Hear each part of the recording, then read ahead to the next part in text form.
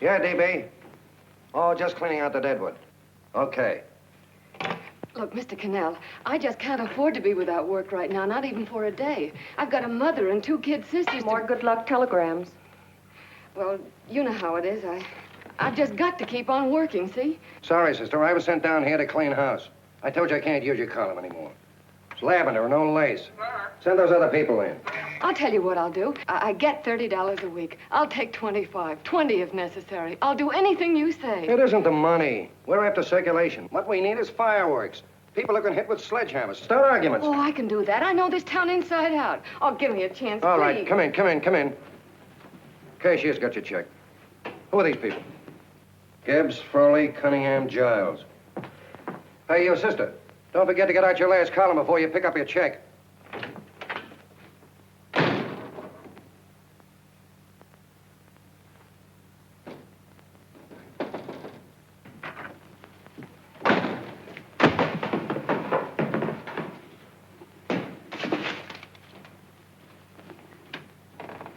You're a couple of sticks shy in your column, man. Big rich slob like D.B. Norton buys a paper and 40 heads are chopped off. Did you get it, too? Yeah. You too? Oh, Joe. Oh, I'm sorry, darling. Why don't we tear the building down? Before you do, Ann, perhaps you'd better finish this column. Yeah, lavender and old lace. Wait, Joe. Wait. Wants fireworks, huh? Okay.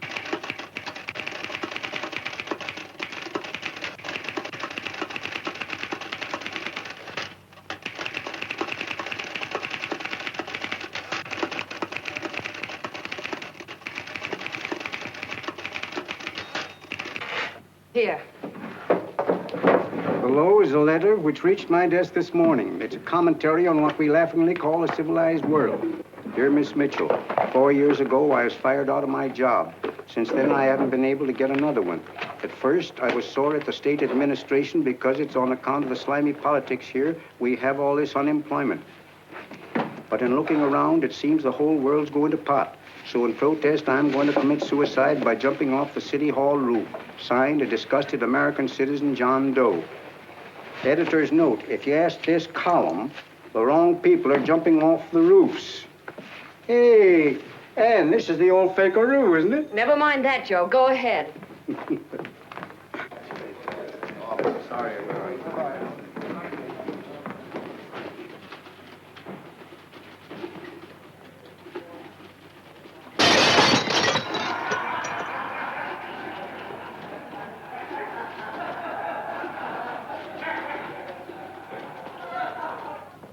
And it's because of the slimy politics that we have all this unemployment here. There it is. That's D.B. Norton's opening attack on the governor. Why, Jim, it's just a letter sent into a column. No, I can smell it. That's Norton. Good morning, gentlemen. Good morning, Governor. Good morning, Governor. You're rather early. Governor, did you happen to see this in the new bulletin? Yes. I had it served with my breakfast this morning. Jim thinks it's D.B. Norton at work. Of course it is. Oh, come, Jim. That little item, D.B. Norton does things in a much bigger way. This is his opening attack on you, Governor. Take my word for it. What did he buy a paper for? Why did he engage a high-pressure editor like Connell for? He's in the oil business.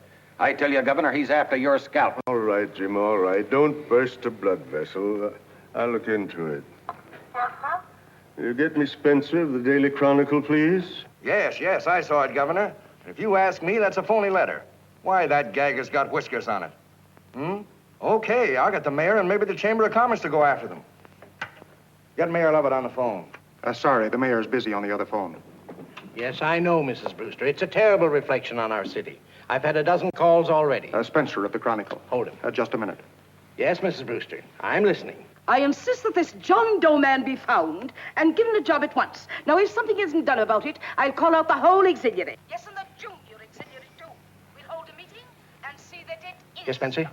So, Who? The governor? Well, what about me? It's my building he's jumping off of, and I'm up for re-election, too. What are you doing? Get Connell at the bulletin. Why, he's liable to go right past my window. Get me Connell. What was that? What? Out the window. Something just flew by. I didn't see anything. Well, don't stand there, you idiot. Go and look. Open the window. Oh, why did he have to pick on my building? Is there a crowd in the street? No, sir. Then maybe he's caught on a ledge. Look again. I think it must have been a seagull. A seagull? What's a seagull doing around the city hall? That's a bad omen, isn't it? Oh, no, sir. The seagull is a lovely bird. It's all right, Mrs. Brewster. It was just a seagull. Connell? Nothing's happened yet. No, I'm watching. Don't worry, Mrs. Brewster. Just leave it all to me. Spencer, I'll call you back. Hello, Connell? What are you doing? This is the mayor. Yes, Mayor Lovett. How many times are you going to call me? I've got everybody and his brother and sister out looking for him. Did you see the box I'm running? An appeal to John Doe. Think it over, John. Life can be beautiful, says Mayor. If you need a job, apply to the editor of this paper and so forth and so forth. Okay, Mayor, I'll let you know as soon as I have something. What? Well, pull down the blinds. Went up to Miss Mitchell's house, boss. Boy, she's in a bad way. Where is she? Hey, do you know something? She supports a mother and 2 kids. What do you know about that? Did you find her? No. Her mother's awful worried about her. When she left the house, she said she was going on a roaring drunk. The girl, I mean. Go out and find her. Sure. Hey, but the biggest thing I didn't tell you, her old man's Doc Mitchell. You know the doctor Yeah. saved my mother's life and wouldn't take any money for it? You remember that. Okay, boss, I'll go and look for her. Holy smokes, Commissioner, you've had 24 hours. Okay, Hawkshaw, grab a pencil. Here it is again. About 5'5", brown eyes, light chestnut hair, and as fine a pair of legs as ever walked into this office. Did you want to see me? No.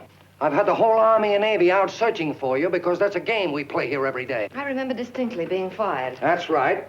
But you have a piece of property that still belongs to this newspaper, and I'd like to have it. What's that? The letter. What letter? The letter from John Doe. Oh, The whole town's in an uproar. We've got to find him, and the letter's the only clue. there is no letter. We'll get a handwriting expert to... What? There is no letter. Say that again. There's no letter. I made it up. You made it up. Mm-hmm. You said you wanted fireworks. Don't you know there are 9 jobs waiting for this guy? 22 families want to board him free. 5 women want to marry him, and the mayor's practically ready to adopt him, and you... Just call the morgue, boss. They said there's a girl there. Shut up. Ann, say, why didn't you... Beanie. Only one thing to do, Hank. Drop the whole business quickly. How? Run a story. Say John Doe was in here and is sorry he wrote the letter and... That's right. They've got it, sure. He came in here, and I made him change his mind. Bulletin editor saves John Doe's life. Why, it's perfect. I'll have Ned write it up. Oh, Ned, I got a story I want you to... Wait a minute. Listen, you great, big, wonderful genius of a newspaper man. You came down here to shoot some life into this dying paper, didn't you? Well, the whole town's curious about John Doe, and boom, just like that, you're going to bury him. There's enough circulation in that man to start a shortage in the ink market. In what, man? John Doe. What John Doe? John Doe, the one I made up. Look, genius. Now, look. Suppose there was a John Doe and he walked into this office. What would you do? Find him a job and forget about the whole business, I suppose, huh? Not me. I'd make a deal with him.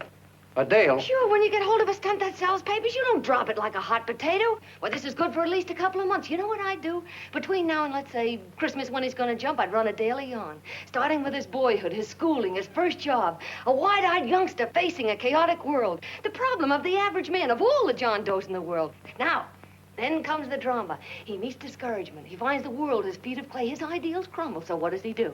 He decides to commit suicide and protest against the state of civilization. He thinks of the river, but no. No, he has a better idea. The city hall. Why? Because he wants to attract attention. He wants to get a few things off his chest, and that's the only way he can get himself heard. So? So he writes me a letter, and I dig him up. He pours out his soul to me. And from now on, we quote, I protest by John Doe. He protests against all the evils in the world. The greed, the lust, the hate, the fear. All of man's inhumanity to man. Arguments will start. Should he commit suicide or should he not? People will write in pleading with him. But no, sir. John Doe will remain adamant. On Christmas Eve, hot or cold, he goes. See? Very pretty. Very pretty indeed, Miss Mitchell. But would you mind telling me who goes on Christmas Eve? John Doe. What John Doe? The one we hire for the job, you lunkhead. Wait a minute. Let me get this through this lame brain of mine. Are you suggesting we go out and hire someone to say he's going to commit suicide on Christmas Eve? Is that it? Well, you're catching on. Who, for instance? Anybody. Beanie'll do. Why, sure. Who, me? Jump off a... Oh, no, any time at Christmas. I'm superstitious.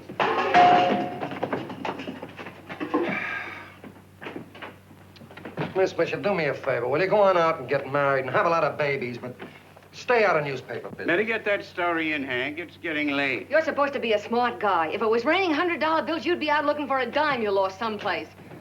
Holy smokes, wasting my time listening to this mad woman. Look, Chief, look at the Chronicle. It's running on John Doe. They say it's a fake. Why, the no good, the... John Doe story, amateur journalism. It's palpably phony. It's a wonder anyone is taking it serious. What do you think of those guys? That's fine. That's fine. Now fall right into their laps. Go ahead. Say John Doe walked in and called the whole thing off. You know what that's going to sound like on top of this. That's all, Ned. Thank you. All right. Amateur journalism, huh? Why, that bunch of sophomores, I can teach them more about... Hey, boss, get a load of this. What? Look.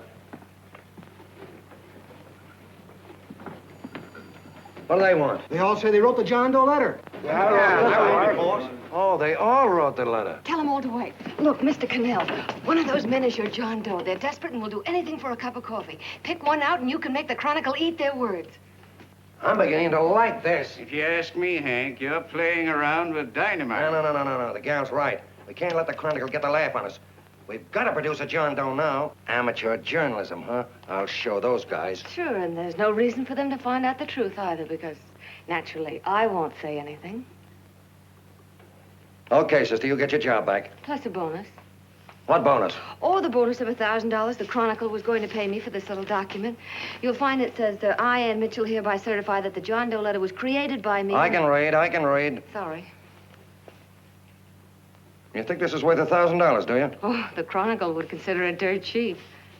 Packs everything, including a gun. Okay, sister, you got yourself a deal. Now let's take a look at the candidates. The one we pick has got to be the typical average man. Typical American that can keep his mouth shut. Show me an American who can keep his mouth shut and I'll eat him. Okay, Beanie, bring him in one at a time.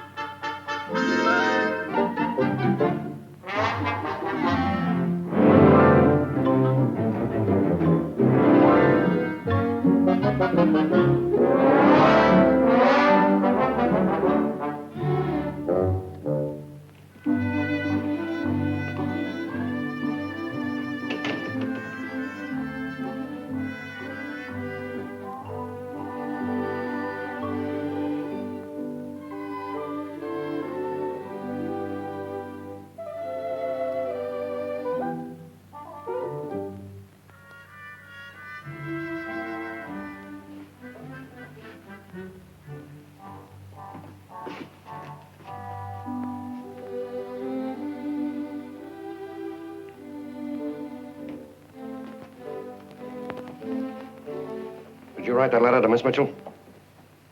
No, I didn't. What are you doing up here, then? Well, the paper says there were some jobs around loose. Thought there might be one left over. Had any schooling? Yeah, a little. What do you do when you work? I used to pitch. Baseball? Yeah, till the wing went bad. Where'd you play? Bush leagues, mostly. How about family? Got any family? No. Oh, just traveling through, huh? Yeah, me and a friend of mine. He's outside. Looks all right. Wait, perfect. A baseball player. What could be more American? I wish he had a family, though. Be less complicated without a family. Look at that face. It's wonderful. They'll believe him. Come on. What's your name? Willoughby. John Willoughby. Long John Willoughby, they called me in baseball. Would you like to make some money? Yeah, maybe. Would you be willing to say you wrote that letter and stick by it? I get the idea.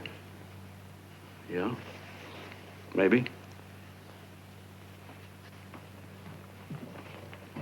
That's our man. He's made to order. I don't know. He don't seem like the kind of a guy that'd fall in line. When you're desperate for money, you do a lot of things, Mr. Connell.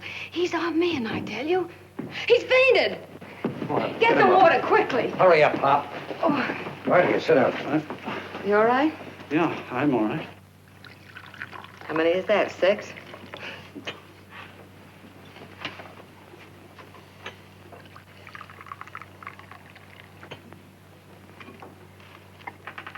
Pretty hungry, weren't you?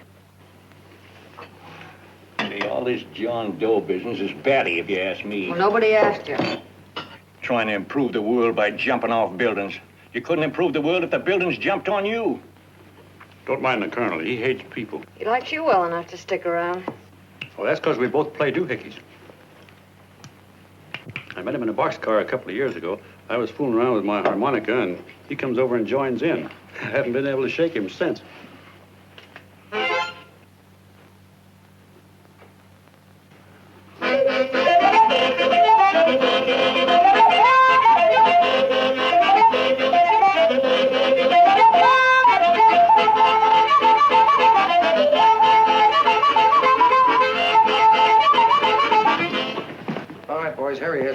No, you can't take pictures of him like that, eating a sandwich and with a beard.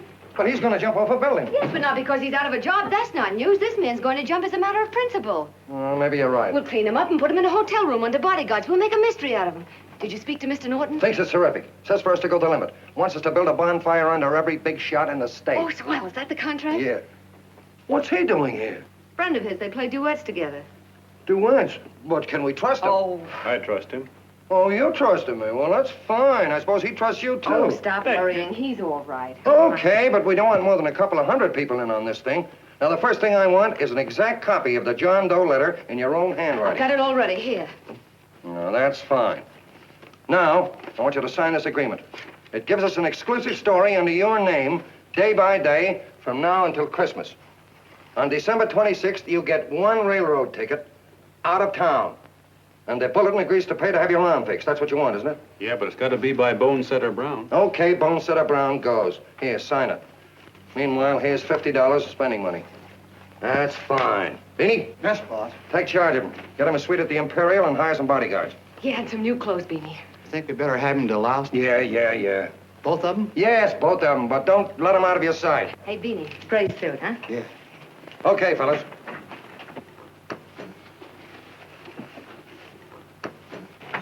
Take it easy, John Doe. And you start pounding that typewriter. Oh, boy, this is terrific.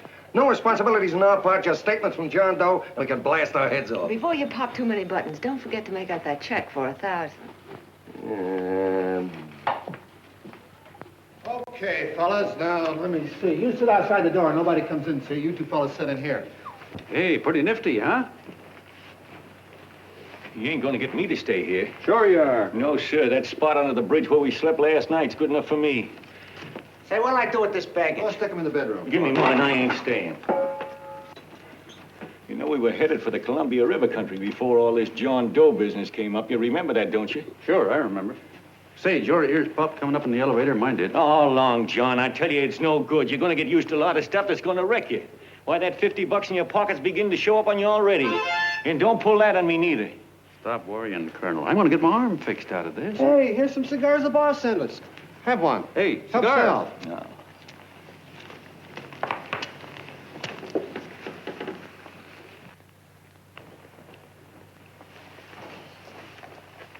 Say, I'll bet you even the major leaguers don't rate an outfit like this. Here, make yourself comfortable. Paper?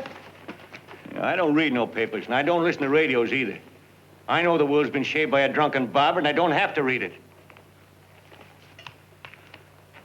I've seen guys like you go under before. Guys that never had a worry. Then they got a hold of some dough and went goofy. The first thing that happens to a guy... Hey, did you get a load of the bedroom? No. The first thing that happens to a guy like that, he starts wanting to go into restaurants and sit down at a table and eat salads and cupcakes and tea. Boy, what that kind of food does to your system.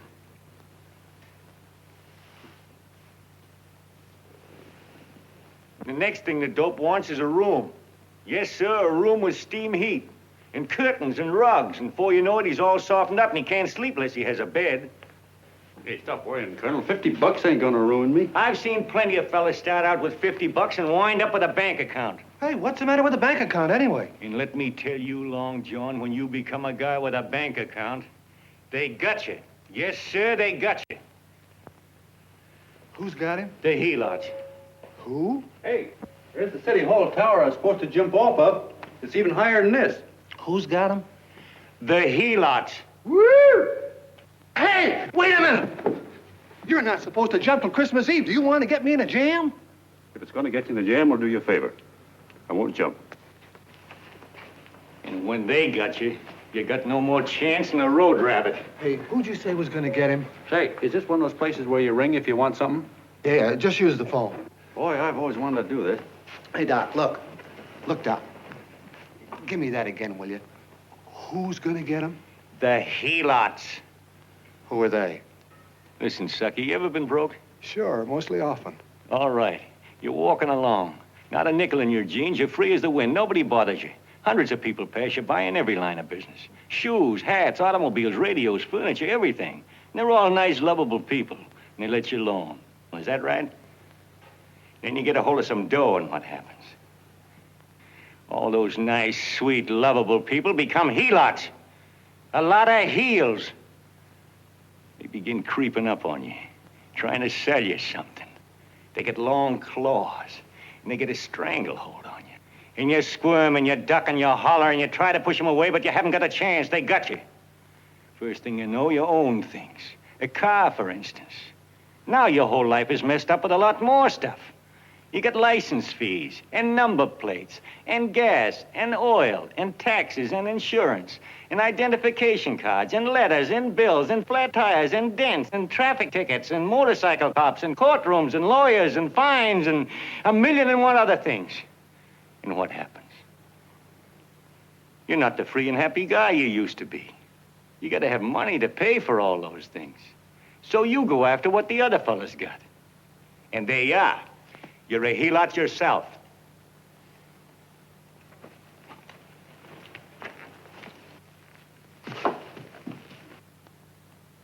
You win, Colonel. Here, take the 50. Go out and get rid of it. You bet I will, just as fast as I can. I'm gonna get some canned goods, a fishing rod, and the rest I'm gonna give away. Give away? Hey, get me a pitcher's glove. I got to get some practice. Say, he's giving it away. I'm gonna get me some of that. Hey, come back here, you helot. Will you send up 5 hamburgers with all the trimmings, 5 chocolate ice cream sodas, and 5 pieces of apple pie? No, apple with cheese. Yeah, thanks.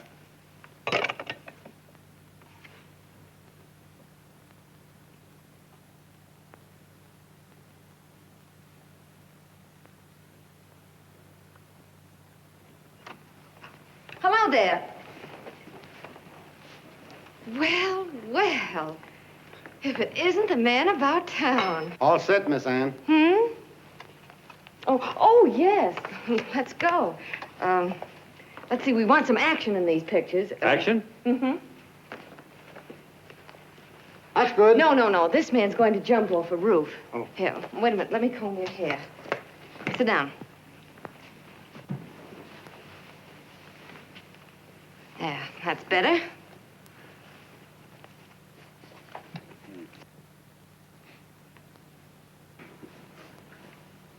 You know, he's got a nice face, hasn't he? Yeah, he's pretty. Here, sit down. Quiet, egghead. All right, now a serious expression. Can't. I'm feeling too good. Oh, come on now. This is serious. You're a man disgusted with all of civilization. With all of it? Yes, you're sore at the world. Come on now. Oh, crabby guy, huh? Yeah. No.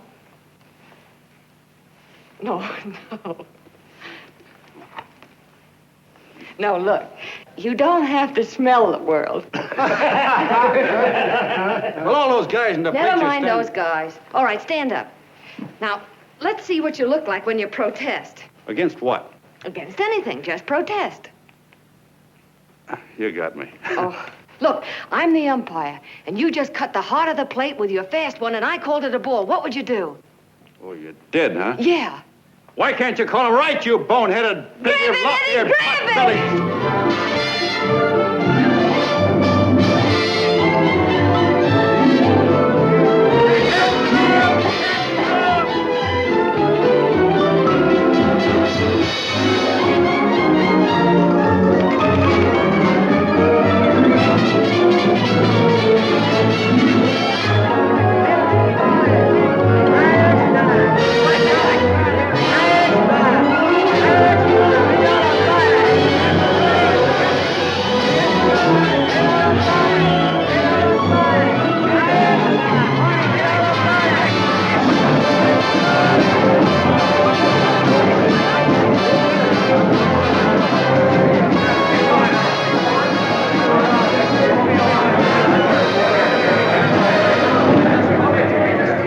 I don't care whose picture they're publishing. I still say that this John Doe person is a myth, and you can quote me on that. And I'm going to insist on his being produced for questioning. You know as well as I do that this whole thing is being engineered by a vicious man with a vicious purpose, Mr. D.B. Norton.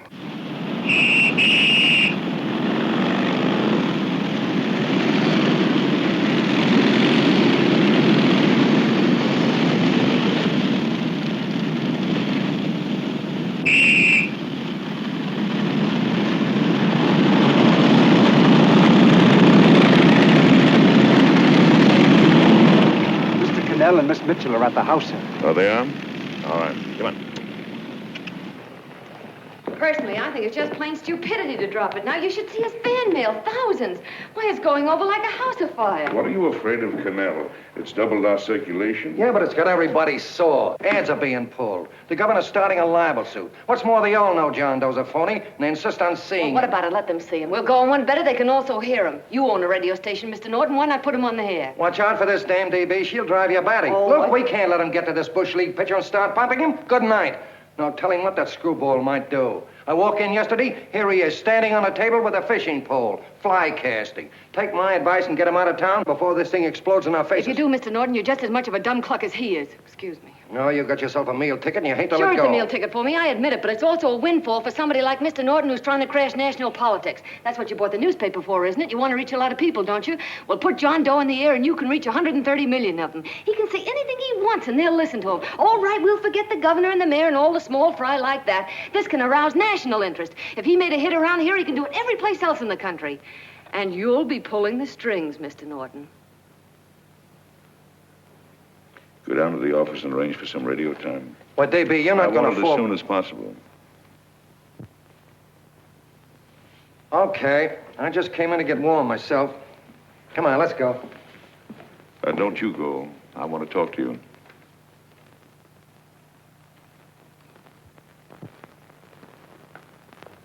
Sit down.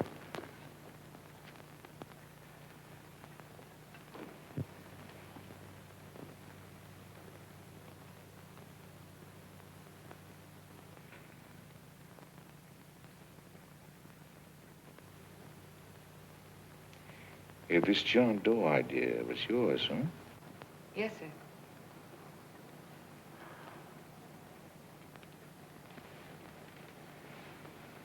How much money do you get? $30.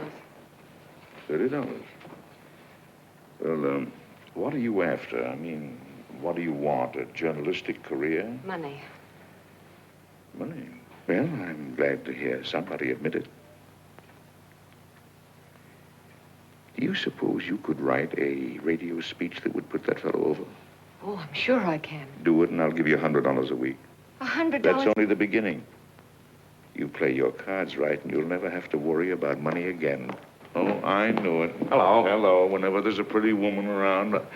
This is my nephew, Ted Sheldon, Miss Mitchell. How do you do? How do you do? All right, Casanova, I'll give you a break. See that Miss Mitchell gets a car to take her home. Always reading my mind, aren't you? Thank you very much for everything. And Miss Mitchell, I think from now on you'd better work directly with me. Yes, sir.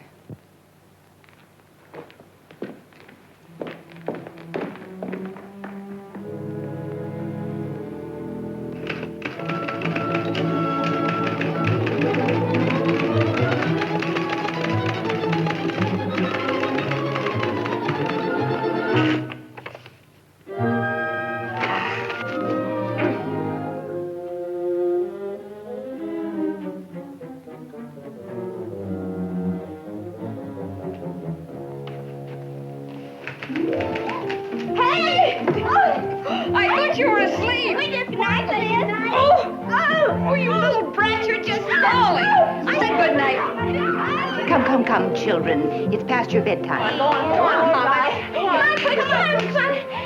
Come on. Now, keep Booch off the Stay bed. fork through me. I'm done. I'll never get this speech right. Oh, yes, you will, Ann, dear. You're very clever. Yeah, I know. What are you looking for? Your purse, I need $10. What for? I gave you 50 just the other day. Yes, I know, dear, but Mrs. Burke had her baby yesterday. 9 pounds. And there wasn't a thing in the house. And then the community chest lady came. And the 50's all gone, huh? Who's the 10 for? The Websters. The Websters. You remember those lovely people your father used to take care of. I thought I'd buy them some groceries. Oh, Anne, dear, it's a shame those You're poor... marvelous, Ma. You're just like Father used to be. Do you realize a couple of weeks ago we didn't have enough to eat ourselves? Well, yes, I know, dear, but these people are in such need. And we have plenty now. If you're thinking of that $1,000, forget it. It's practically all gone. We owed everybody in town. Now, you just got to stop giving all your money away. Oh, Anne, dear. Oh, I'm sorry, Ma. Oh, don't pay any attention to me. I guess I'm just upset about all this. Gee whiz, here I am with a great opportunity to get somewhere, to give us security for once in our lives, and I'm stuck. If I could put this over, your Mrs. Burke can have 6 babies. You mean this speech you're writing? Yeah, I don't know. I simply can't get it to gel. I created somebody who's going to give up his life for a principle. Hundreds of thousands of people are going to listen to him over the radio. And unless he says something that's sensational, it's just no good. Well, honey, of course, I don't know what kind of a speech you're trying to write, but judging from the samples I've read, I don't think anybody will listen. What? Darling, there's so many complaining political speeches. People are tired of hearing nothing but doom and despair on the radio. If you're going to have him say anything, why don't you let him say something simple and real, something with hope in it? If your father were alive, he'd know what to say. Oh, yeah. Father certainly would. Wait a minute.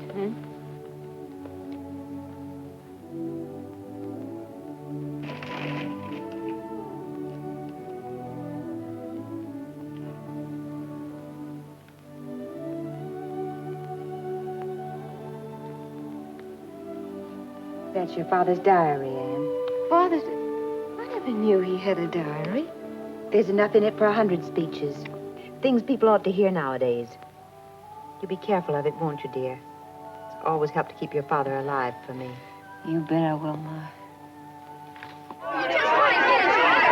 Wait a minute. John Doe don't want to sign no autographs. Well, what does he do all day? What does he do all day? He's writing out his memories. Sorry, lady, you can't see Mr. Doe. He wants to be alone. No, he just sits around all day and commutes with himself.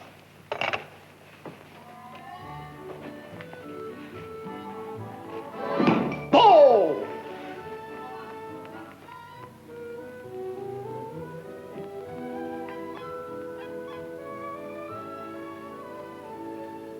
I don't know how you're going to stand it around here till after Christmas. I'll bet you ain't heard a train whistle in 2 weeks.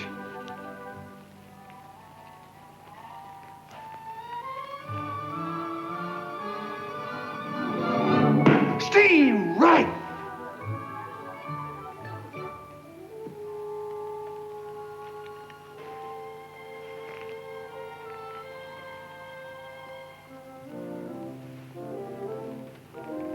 I know why you're hanging around.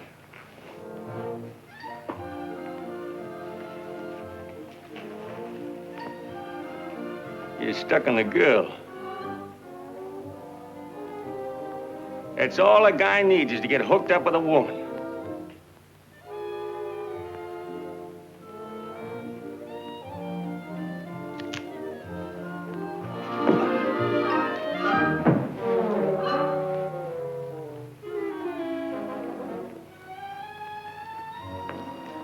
What was that, a single? First baseman dropped the ball. Butterfingers. Tough luck, pal.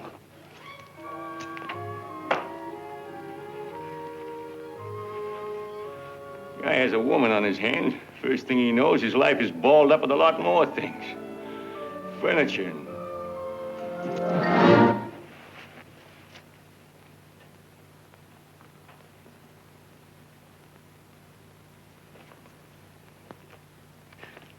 Did you get him? You're out. Swell. What's this, the end of the 8th? 9th.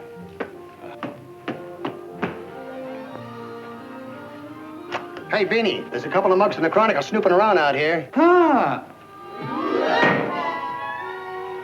Come on, Angel Face. Gangway. What's the score, Angel Face? 3-2, off paper. Gee, that's great.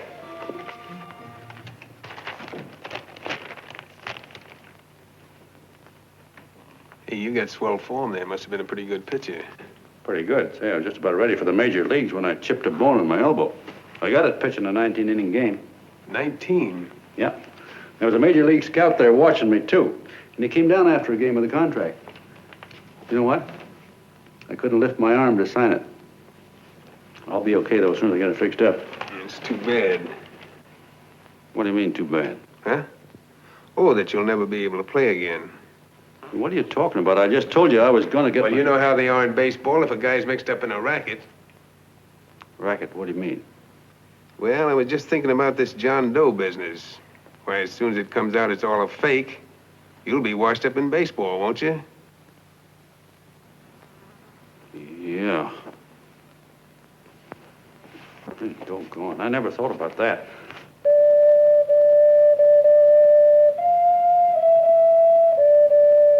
Gosh. And another thing, what about all the kids in the country? The kids that idolize ball players. What are they gonna think about you?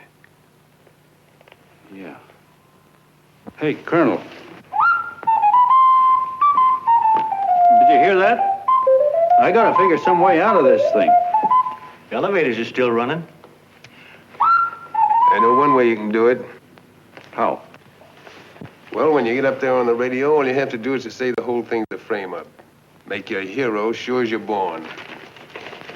Yeah, but how am I gonna get my arm fixed? Well, that's a cinch. I know somebody that'll give you $5,000 just to get up on the radio and tell the truth. $5,000? Yeah, $5,000, and he gets it right away. You don't have to wait till Christmas. Look out, Long John. They're closing in on you. Say, who's putting up this dough? Fellow runs the Chronicle. Here's the speech you make, and it's all written out for you. $5,000. Holy mackerel, I can see the helots coming, the whole army of them. It's on the level.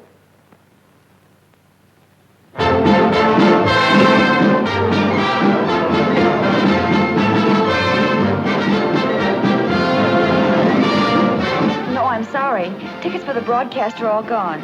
Phone the bulletin. Sorry, no more tickets left.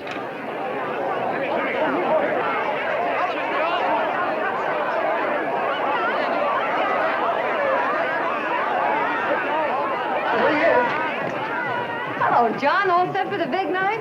Swell. Turn around.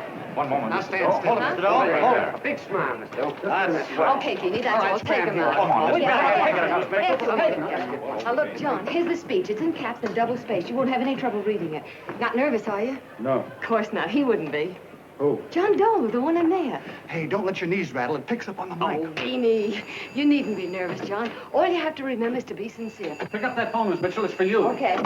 Hello? Yes, Mother.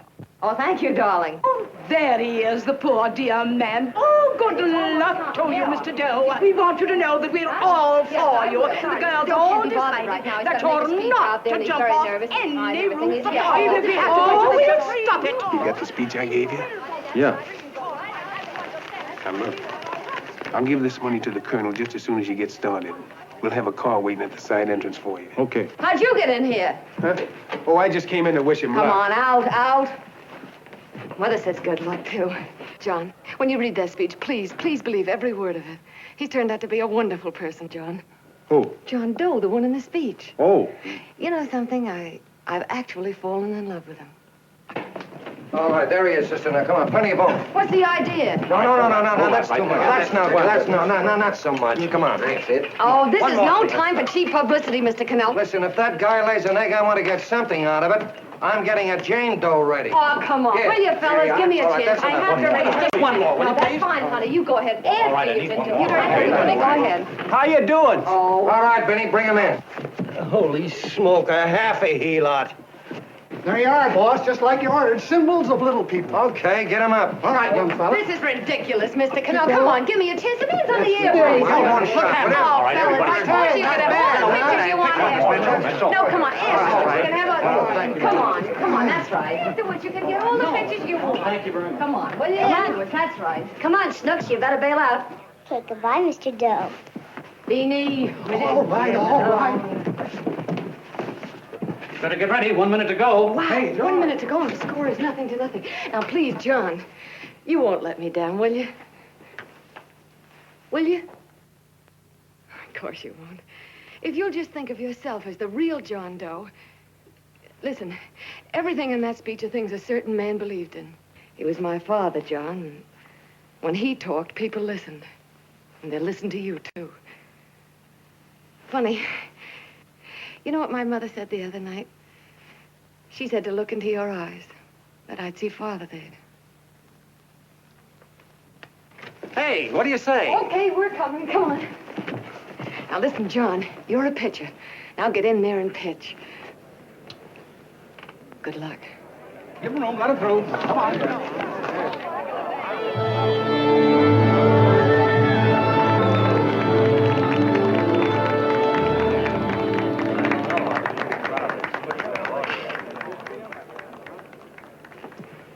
Hey, let's get out of here. There's the door right there. Hey, what are you doing here? That's what I'd like to know. Come on, out. Hey, he's a friend of mine. Never mind, let him alone. He's all right. I'll be right over there pulling for you. No, John, over here.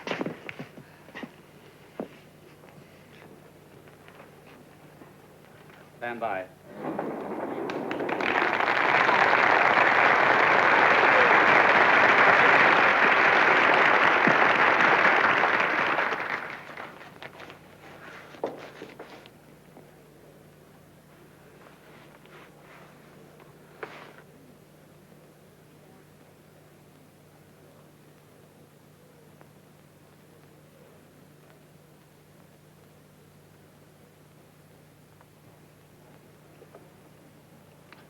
Phone the Chronicle. Tell them to start getting those extras out.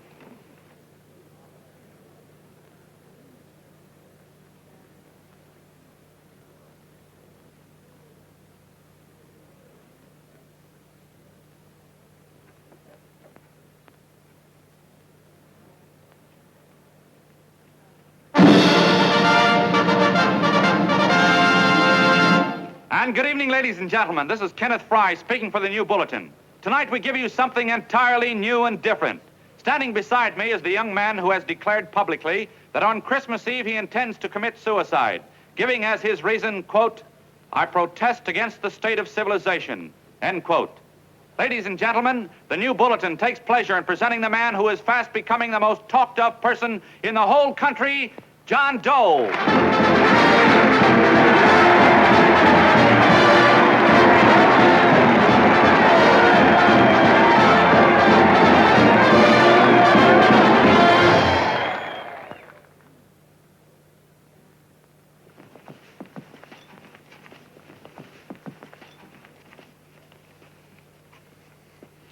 Ladies and gentlemen,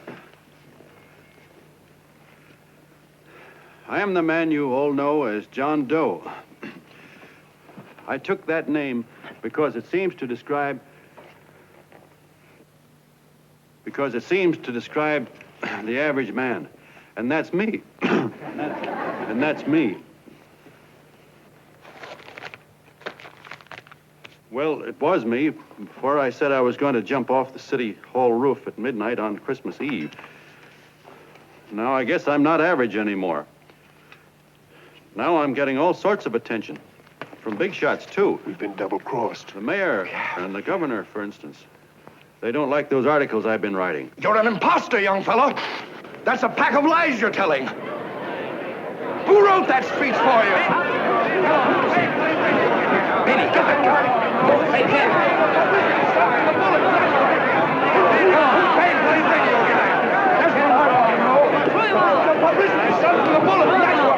Spencer. Ladies and gentlemen, the disturbance you just heard was caused by someone in the audience who tried to heckle Mr. Doe. The speech will continue.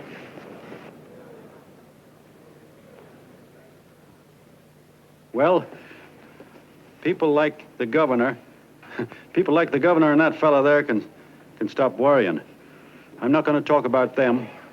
I'm going to talk about us, the average guys, the John Does. If anybody should ask you what the average John Doe is like, you couldn't tell him because he's 1,000,001 things. He's Mr. Big and Mr. Small. He's simple and he's wise. He's inherently honest, but he's got a streak of larceny in his heart. He seldom walks up to a public telephone without shoving his finger into the slot to see if somebody left a nickel there.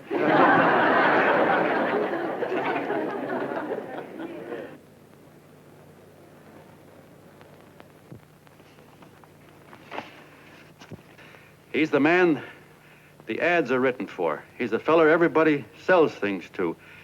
He's Joe Doe, the world's greatest stooge and the world's greatest strength.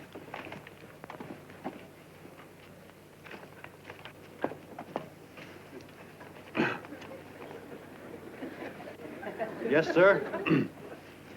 Yes, sir, we're a great family, the John Does. We're the meek who are supposed to inherit the earth. You'll find us everywhere.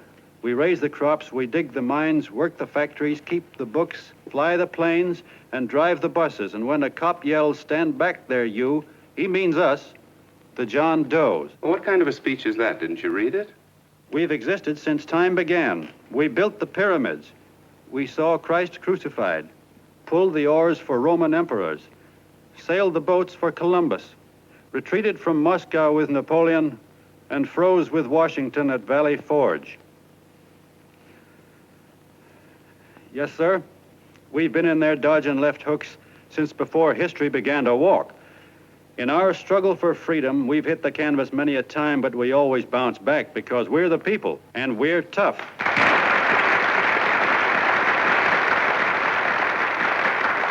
They've started a lot of talk about free people going soft, that we can't take it. That's a lot of hooey. A free people can beat the world at anything, from war to tiddlywinks, if we all pull in the same direction.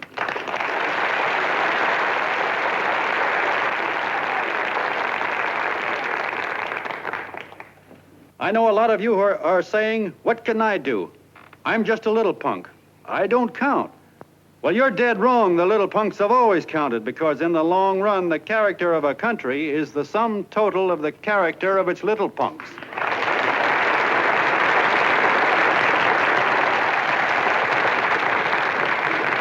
But we've all got to get in there and pitch. We can't win the old ball game unless we have teamwork. And that's where every John Doe comes in. It's up to him to get together with his teammate. And your teammate, my friends, is the guy next door to you. Your neighbor. He's a terribly important guy, that guy next door. You're going to need him, and he's going to need you, so look him up.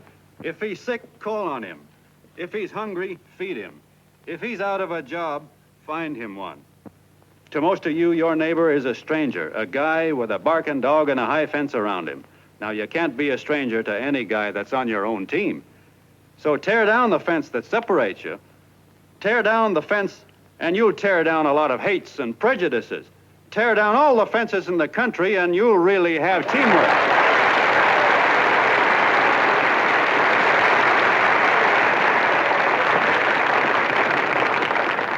I know a lot of you are saying to yourselves, he's asking for a miracle to happen. He's expecting people to change all of a sudden. Well, you're wrong. It's no miracle. It's no miracle because I see it happen once every year, and so do you, at Christmas time. There's something swell about the spirit of Christmas, to see what it does to people, all kinds of people. Now, why can't that spirit, that same warm Christmas spirit, last the whole year round? Gosh, if it ever did, if each and every John Doe would make that spirit last 365 days out of the year, we'd develop such a strength, we'd create such a tidal wave of goodwill that no human force could stand against it. Yes, sir, my friends, the meek can only inherit the earth when the John Does start loving their neighbors. You better start right now. Don't wait till the game is called on account of darkness. Wake up, John Doe. You're the hope of the world.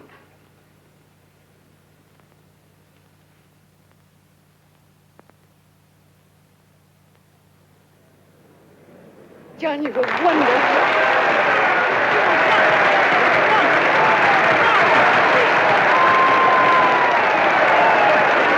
Let's get out of here. Now you're talking.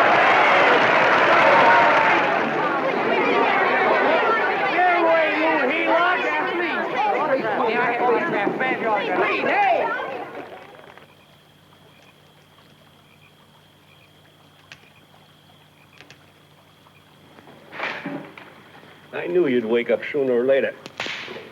Boy, am I glad we got out of that mess. I had the $5,000 sewed up. Could have been on my way to old Doc Brown. You're a pitcher, John, she says. Now, go in there and pitch. What a sucker. Yeah, she's a heel-lot just like the rest of them. It's lucky you got away from her. What was I doing up there making a speech anyway? Me, huh?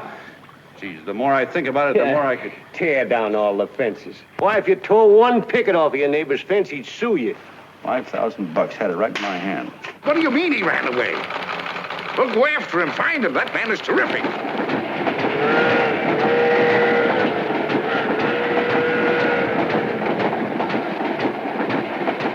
Columbia River, here we come.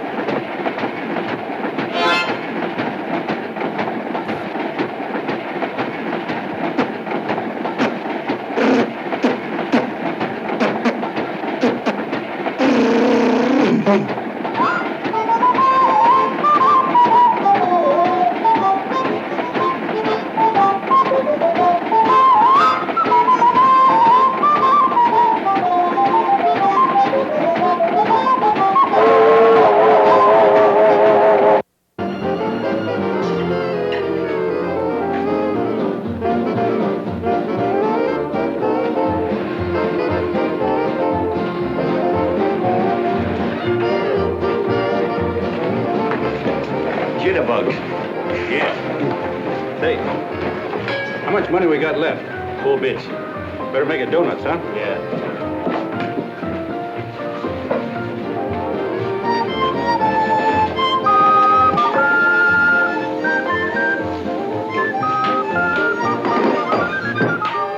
What'll it be, gents? Have you got a couple of steaks about that big and about that thick?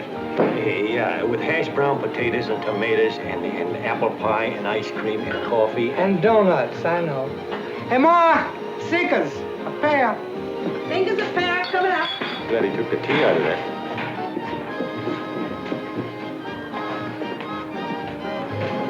Hey, look. Join the John Doe Club. John Doe Club.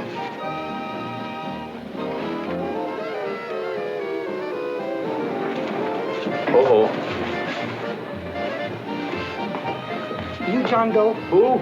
John Doe. Ah, you need glasses, buddy. Oh, but Jay, it's a spitting image of John Doe. Yeah, but his name is Willoughby. Oh, I'm John Willoughby. I'm a baseball player. Sure. Oh, no, I'd know that voice anyway. You can't kid me. You John Doe. Hey, Ma! Ma! That's John Doe. John Doe. Yeah, sitting right there, big as life. Who'd you say it was? John Doe, the big guy there. Pictures in the paper. That's John Guy. John Doe. John Doe. Sitting right there, John Doe. Hey, operator. Dan's Beanery. Look, call everybody in town. John Doe was just in my place. Yeah, he ordered donuts.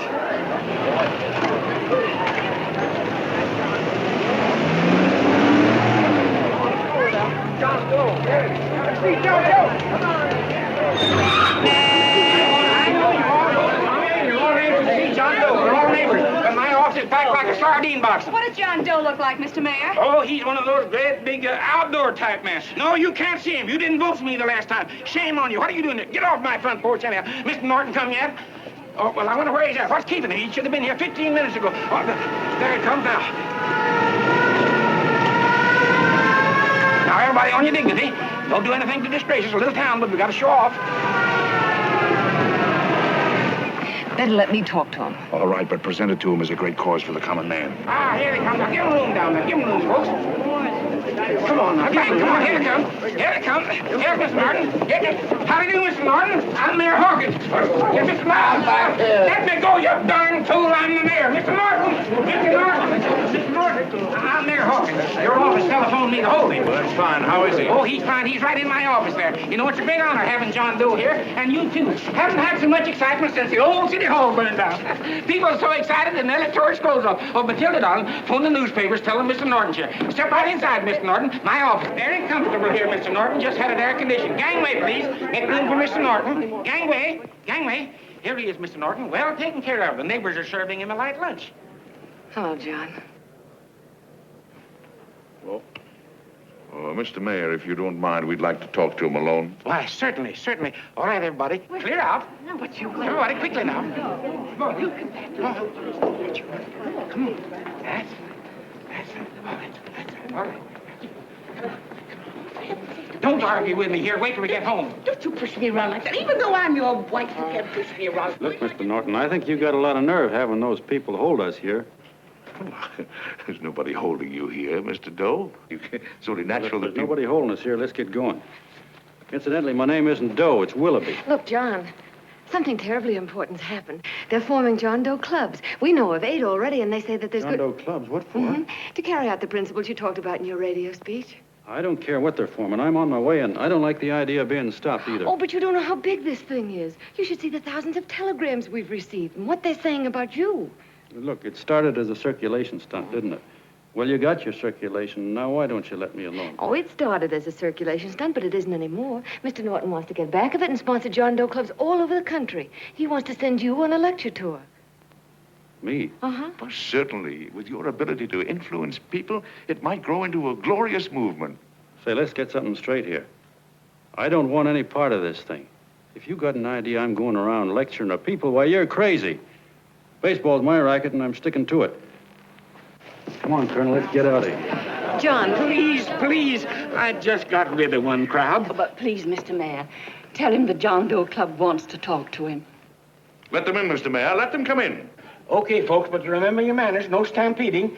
Walk slow, like you do when you come to pay your taxes.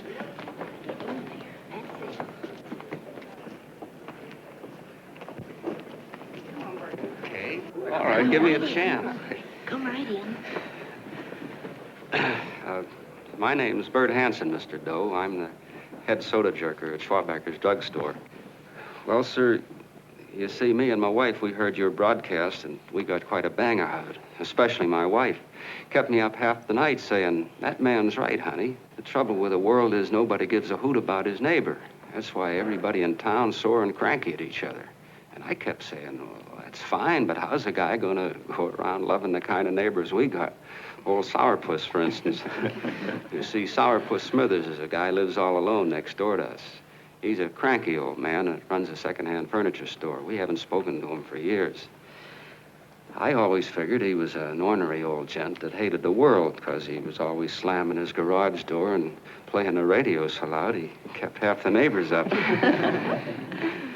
Well, anyway, the next morning, I'm out watering the lawn, and I look over, and there's Sourpuss on the other side of the hedge straightening out a dent in his fender. And my wife yells to me out the window. She says, go on, speak to him, Bert. And I figured, well, heck, I can't lose anything, so I yelled over to him, good morning, Mr. Smithers. He went right on pounding his fender. Was I burned? So I turned around to give my wife a dirty look, and she said, louder, he didn't hear you. So in a voice you could have heard in the next county, I yelled, good morning, Mr. Smithers. Well, sir, you could have knocked me over with a feather. Old Sourpuss turned around, surprised-like, and he put on a big smile, came over and took my hand like an old lodge brother, and he said, good morning, Hanson. I've been wanting to talk to you for years, only I thought you didn't like me. And then he started chatting away like a happy little kid, and he got so excited his eyes all... Well, Mr. Doe, before we got through, I found out Smithers is a swell egg, only he's pretty deaf, and that accounts for all the noises. And he says it's a shame how little we know about our neighbors. And then he got an idea, and he said, how's about inviting everybody someplace where we can all get together and know each other a little better? Well, I'm feeling so good by this time, I'm ripe for anything. So Smithers goes around the neighborhood inviting everybody to a meeting at the schoolhouse, and I tell everybody that comes in the store, including Mr. Schwabacker, my boss. I'm talking too much. Well, I'll be doggone if over 40 people don't show up. Of course, none of us knew what to do, but we sure got a kick out of seeing how glad everybody was just to say hello to one another. Tell him about making Sourpuss chairman. Oh, yeah, we made Sourpuss chairman and decided to call ourselves the John Doe Club. And say, incidentally, this is my wife. Come here, honey. This is my wife, Mr. Doe. How do you do, Mr. Doe? Sourpuss is here, too. Oh, is he? This is Sourpuss, or excuse me, Mr. Smithers, Mr. Doe. That's all right. If you didn't call me Sourpuss, it wouldn't feel natural. Well, anyway, I guess nearly everybody in the neighborhood came except the Delaney's. The Delaney's live in a big house with an iron fence around it, and they always keep their blinds drawn. And we always figured that he was just an old miser that sat back counting his money, so why bother about inviting him? Until Grimes, the milkman, spoke up and he said, say, you've got the Delaney's all wrong. And then he tells us about how they canceled their milk last week and how when he found a note in the bottle, he got kind of curious-like and he sort of peeked in under the blinds and found the house was empty. If you ask me, he says, they're starving. Old man Delaney has been bringing his furniture over to my place at night, one piece at a time, and selling it. Yeah. And, well, sir, a half dozen of us ran over there to fetch him, and we brought him to the meeting. And what a reception they got. Why, everybody shook hands with him and made a fuss over them, and, well, finally, Mr. and Mrs. Delaney just sat right down and cried. And then we started to find out about a lot of other people. Yeah, sure. Well, you know Grubel, for instance. Grubel's here. See? Yeah, that's a...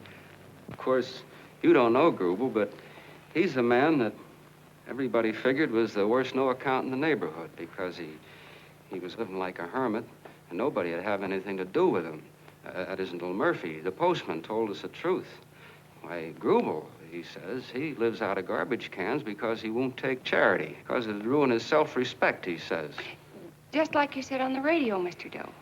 Well, sir, about a dozen families got together and gave Grubel a job watering their lawns. Isn't that wonderful? And then we found jobs for 6 other people, and they've all gone off for relief. Yeah, and my boss, Mr. Schwabecker, made a job in his warehouse for old man Delaney. And he gave you that $5 raise. Yeah, wasn't that swell? Why, Bert, I feel slighted. I'd like to join, but nobody asked me. I'm sorry, Mayor, but we voted that no politician could join. Just the John Does of the neighborhood, because you know how politicians are.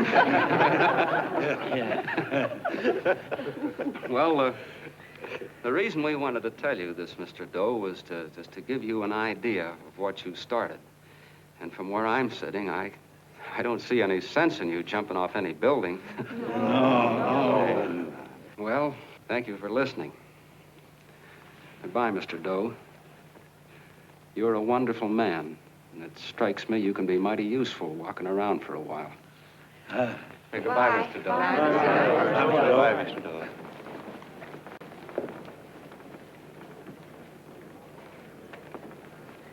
I'm Mrs. Delaney, Mr. Doe.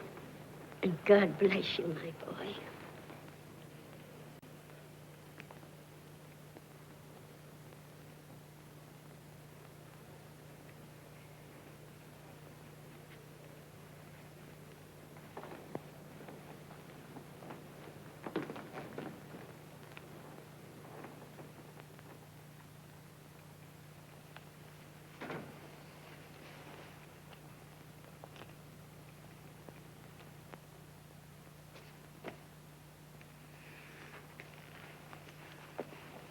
Gee whiz, I'm all mixed up.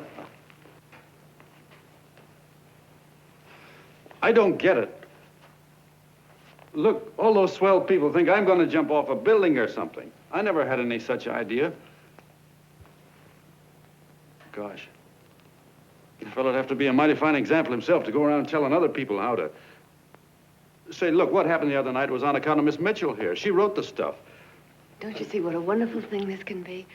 But we need you, John. You're hooked. I can see that right now. They got you. Well, I'm through. For 3 years, I've been trying to get you up to the Columbia River country. First, it was your glass arm. Then it was the radio. And now it's the John Doe clubs. Well, I ain't waiting another minute. Gangway, you helots. Hey, Colonel, wait a minute. Oh, please. Hey, Colonel! I want you personally to go along with John Doe and Miss Mitchell and handle the press and the radio. Me? Yes, I don't want to take any chances. And Johnson. Yes, Stevie? Your crew will do the mop-up job. They'll follow John Doe into every town, see that the clubs are properly organized and the charters issued. Right. There are only 8 flags up there now. I want to see that map covered before we get through.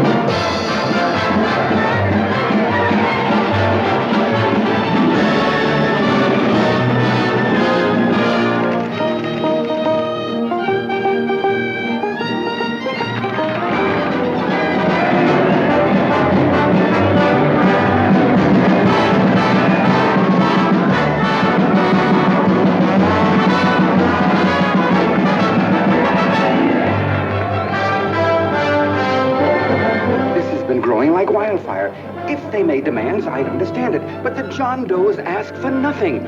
People are going off relief. If this keeps up, I'll be out of a job. As soon as he gets strong enough, we'll find out what John Doe wants. 30 every Thursday, 60 at 60. Who knows what? I'm sorry, boss. They just won't let anybody talk politics to them. It's crazy. We've got to get to them.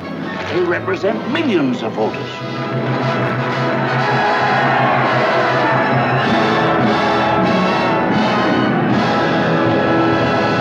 I tell you, ladies and gentlemen, this thing has been nothing short of a prairie fire. We've received so many applications for charters to the John Doe clubs, we haven't been able to take care of them. I'd hate to have that many pins stuck in me. This John Doe convention is a natural. It's going to put our city on the map. Why, over 2,400 John Doe clubs are sending delegates. Can you imagine that? You, Mr. Mayor, will be the official host. You will make the arrangements for decorating the city, parades, and a reception for John Doe when he gets home. And don't wear your high hat. No high hat? No high hat. And from you, Connell, I want a special John Doe edition every day until the convention is over. And now, if you will, please step into the outer office and look your prettiest because there are photographers there to take pictures of this committee. Don't worry, D.B. Everything will be taken care of. Isn't it all too wonderful? Gather down here in a nice group. I'll get a nice picture of you. Oh, Mr. Mayor, would you step down in front row, please? You ladies get close to him. That's it. Well, I don't get it. Get what? Look, D.B., I'm supposed to know my way around. This John Doe movement has cost you a fortune. Now, this convention is going to cost plenty. Well? Well, I'm stuck with 2 and 2, and I'm a sucker if I can make 4 out of it. Where do you come in? I'll have the satisfaction of knowing that my money has been spent for a worthy cause. I see. I better stick to running the paper, huh? I think maybe you better had. And Connell, I'd like to have the John Doe contract, all the receipts for the money we advanced him, and the letter Miss Mitchell wrote, for which I gave her $1,000. Yes, sure.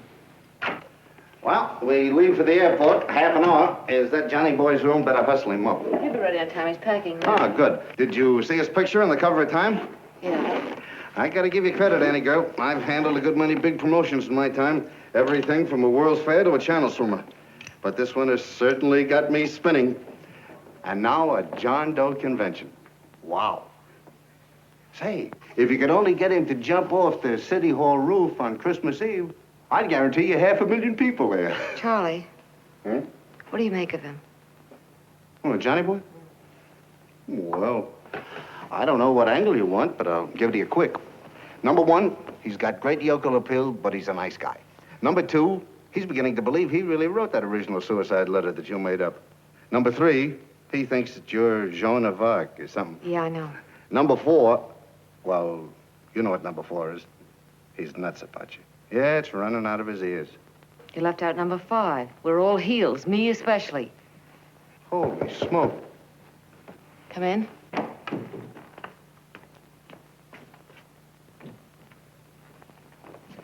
Small pack. Good. I'll go and get Beanie Boy.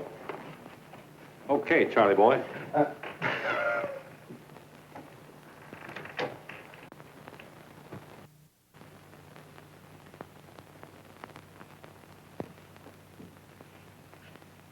Can I help you pack? No, thank you.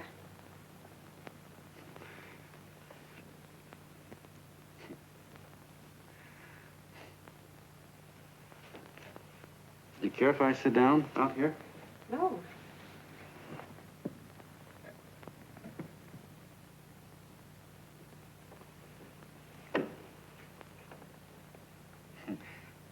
You know, I had a crazy dream last night. It was about you. About me? Yeah, sure was crazy. I dreamt I was your father.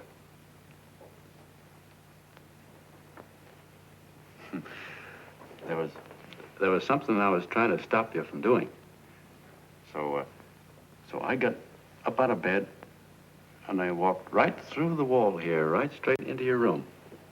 You know how dreams are. And there you were in bed. But you're a little girl, you know, about 10.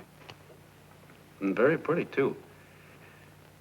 So I shook you, and the moment you opened your eyes, you hopped out of bed and started running like the devil in your nightgown. You ran right out the window there, and you ran out over the tops of buildings and roofs and everything for miles. And I was chasing you. And all the time you were running, you kept growing bigger and bigger and bigger, and pretty soon you were as big as you are now, you know, grown up. And all the time I kept asking myself, what am I chasing her for? And I didn't know. Isn't that a hot one? Well, anyway, you ran into some place, and then I ran in after you, and when I got there, there you were, getting married. And the nightgown had changed into a beautiful wedding gown. You sure look pretty, too. And then I knew what it was I was trying to stop you from doing. Dreams are sure crazy, aren't they? Well, would you like to know who it was you were marrying? Oh, a tall, handsome Ubangi, I suppose. No, not that bad. It was that fellow that sends you flowers every day. Yeah, what's his name? Mr. Norton's nephew? Ted Sheldon. Yeah, that's the one. But here's the funniest part of it all. I was the fellow up there doing the marrying, you know, the justice of peace or something. You were? I thought you were chasing me. Well, yes, I was, but I was your father then, you see. But the real me, John Doe, or that is, Long John Willoughby, I was the fellow up there with the book. You know what I mean? I guess so. Then what happened? Well, I took you across my knee and I started spanking you. That is, I didn't do it. I mean, I did do it, but it wasn't me, you see. I was your father then. Well, I held you across my knee and I said, Annie, I won't allow you to marry a man that's just rich or that has his secretary send you flowers. The man you marry has got to swim rivers for you. He's got to climb high mountains for you. He's got to slay dragons for you. He's got to perform wonderful deeds for you. Yes, sir. And all the time, the guy up there, you know, with the book, me, just stood there nodding his head. And he said, go to it, Pop. Whack her one from me, because that's just the way I feel about it, too. So he said, come on down here and whack her yourself. So I came down on her, and I whacked you a good one. See? Then he whacked you. And I whacked you another one. We both started whacking you like... Well, if you're through whacking her, come on, let's get going. Okay, fellas, right in here. You go out the side entrance. There's a bunch of autograph seekers out front. We'll be down with the bags in a minute. Come on, don't make a government project out of this. Hi, Benny.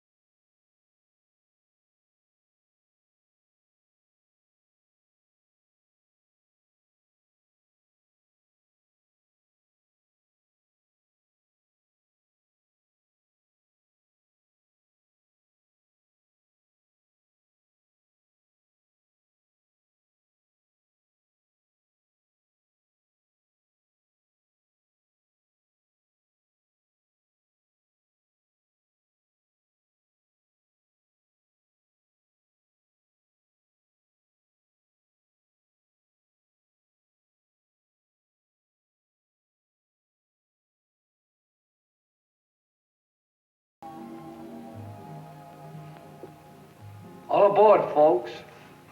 That's what I said, it's fine. Yeah, that's true. Oh, somebody else sitting here? No, that's your seat. And this is your coat. Mine? A little token of appreciation. Oh. Oh, it's beautiful, D.B. Well, I don't quite know what to say. Well, don't say anything at all. Just sit down. Oh. Go ahead, open it. Oh. lovely. And a new contract goes with it. Well, come on, spring it. You've got something on your mind. It must be stupendous. You know, that's what I like about it. Right to the point, like that. All right, Practical Annie, here it is.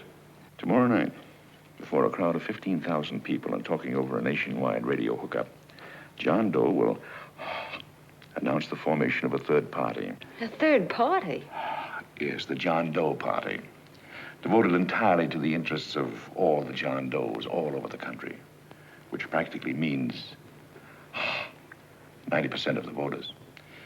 He will also announce the third party's candidate for the presidency.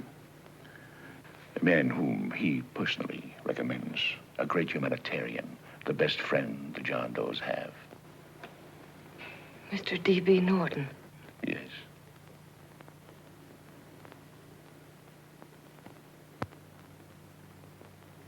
Wow.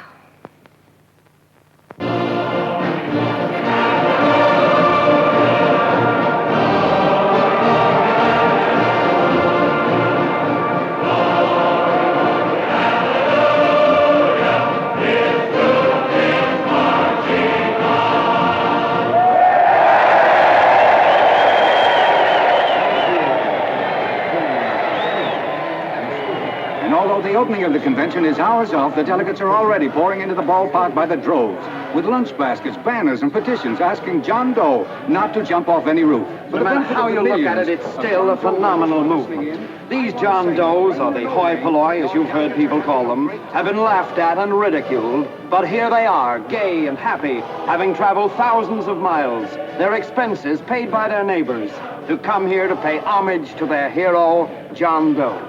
And in these days of wars and bombings, it's a hopeful sign that a simple idea like this can sweep the country. An idea based on friendliness, on giving and not taking, on helping your neighbor and asking nothing in return.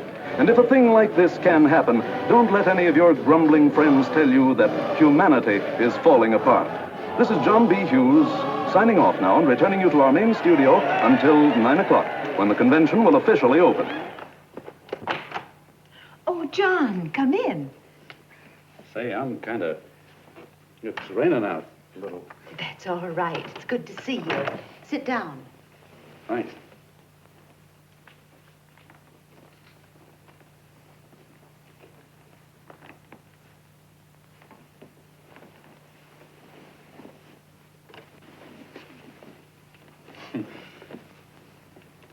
It's for Anne.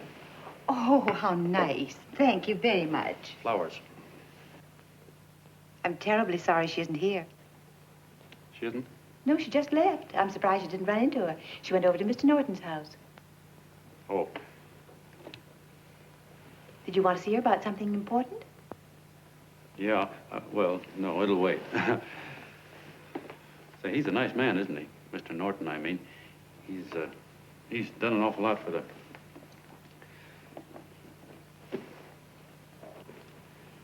Well, say, my coat's pretty wet, and I'm afraid I might have wet the couch a little.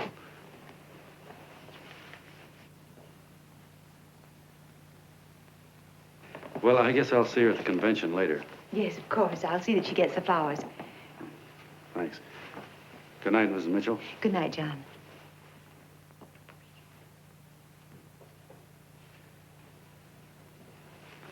Say, Miss Mitchell, I'm kind of glad Anne isn't here.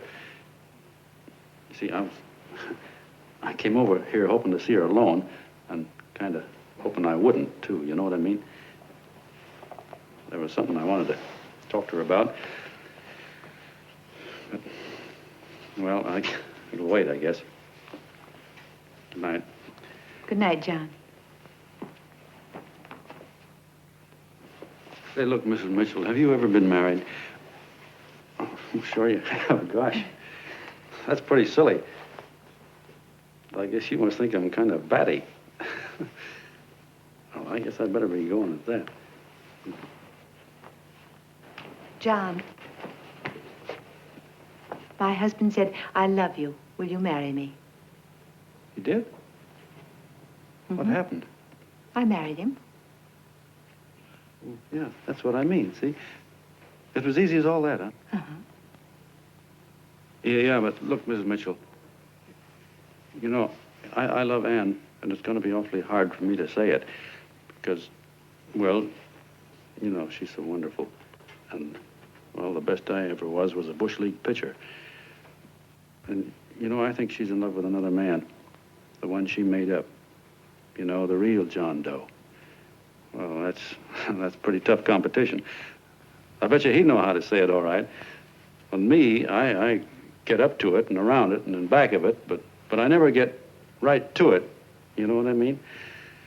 So the only chance I've got is, well, if somebody could kind of give her a warning, sort of prepare her for the shock. You mean you'd like me to do it? Hmm? Well, I was thinking that, yeah, you know, sort of break the ice. Of course I will, John. Gee, well, thank you, Mrs. Mitchell. Hey, you're okay.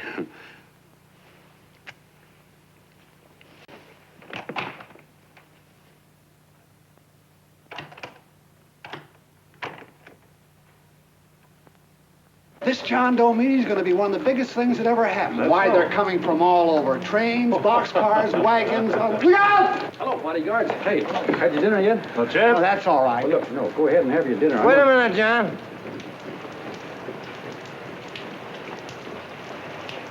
Hello, Mr. Connell. All right, John. John, I want to have a little talk with you. What's the matter? Are you falling? Come on. Hey, boss. Oh, quiet. Say, tell me something. Did you read the speech you're going to make tonight? No, I never read the speeches before I make them. I get more of a kick out of it that way. Uh-huh. It's just exactly what I thought. Beanie, go on down to the office, tell Pop to give you the speech. There's a copy on my desk. Gee whiz, boss, you know Mr. Norton told me not to leave him, not even for a minute. Go on. We'll be at Jim's bar up the street. You're a nice guy, John. I like you. You're gentle. I always like gentle people. Me, I'm hard.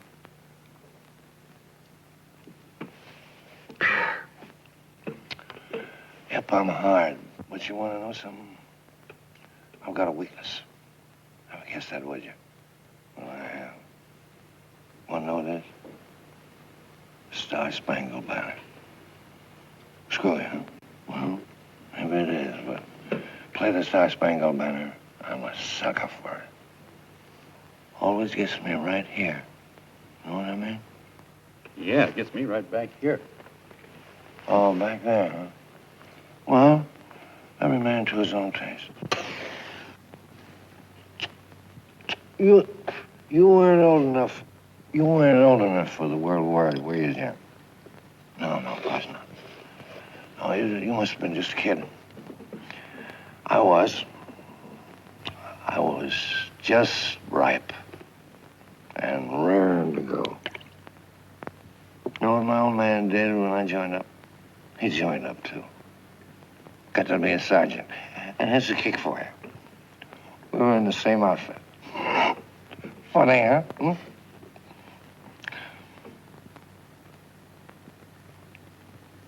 He was killed, John. I saw him get it. I was right there, and I saw it with my own eyes. Me, I came out without a scratch. That is, excepting my ulcers.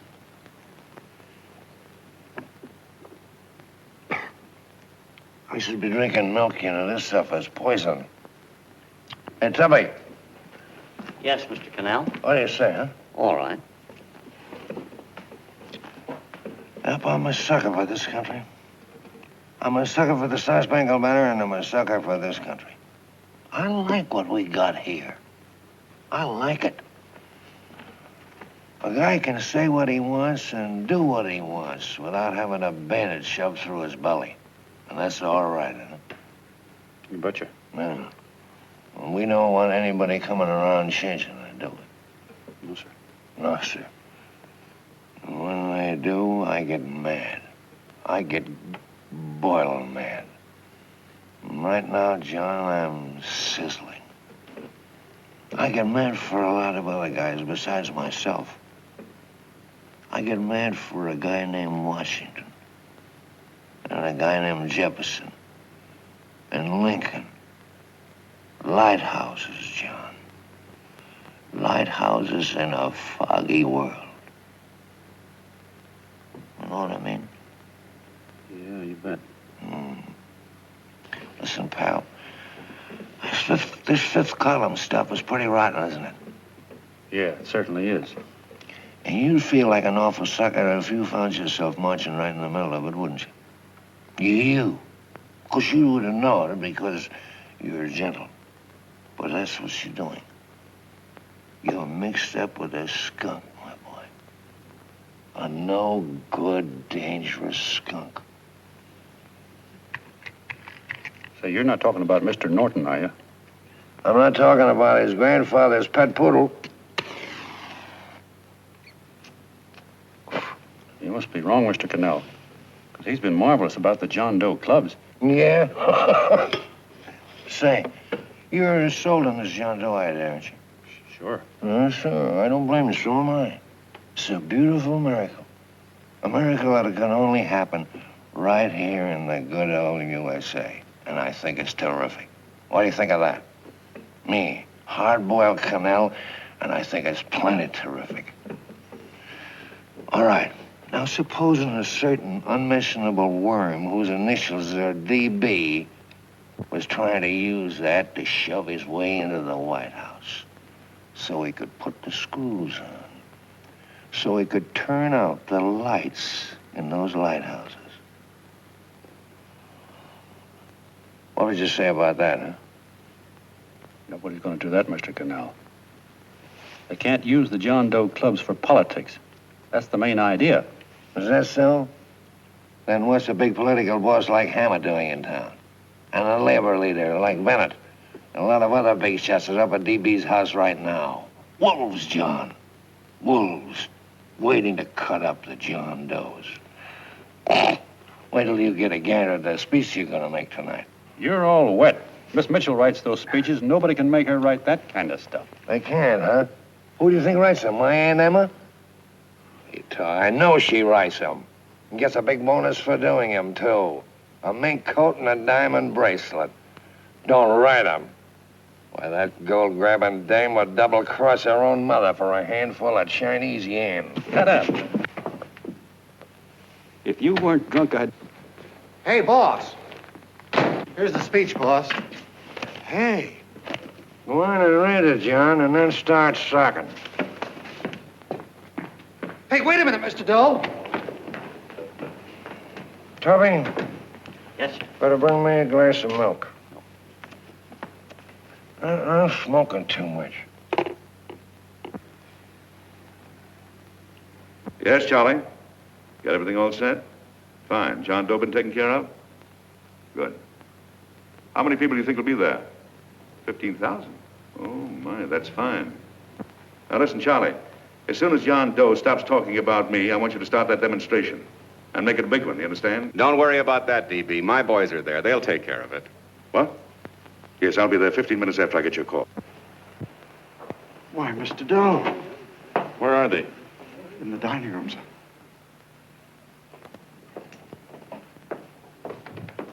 Now, gentlemen, I think we're about ready to throw that great big bombshell. Yeah, well, it's about time.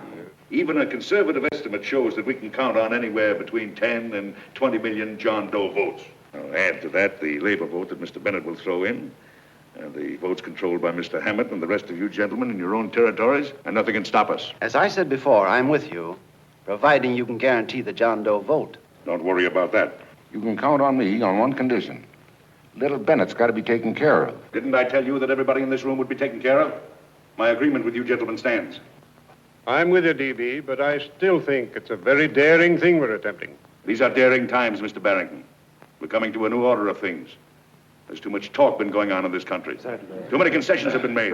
What the American people need is an iron hand. You're right. That's true. You're quite right, DB. Discipline. Right.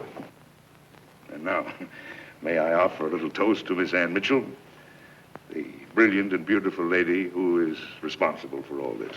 Miss Mitchell. Mr. Norton, I'd like to talk to you alone for a minute. Oh, Miss Mitchell has something to say to us. Let's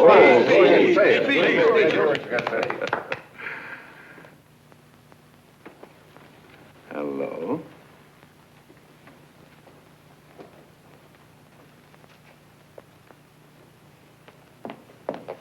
John, I'm so glad to see you. I was terribly worried. Did you write this? Yes, I did, John, but I had no idea what was going on. You didn't. No. That's a swell bracelet you're wearing. John, why aren't you at the convention?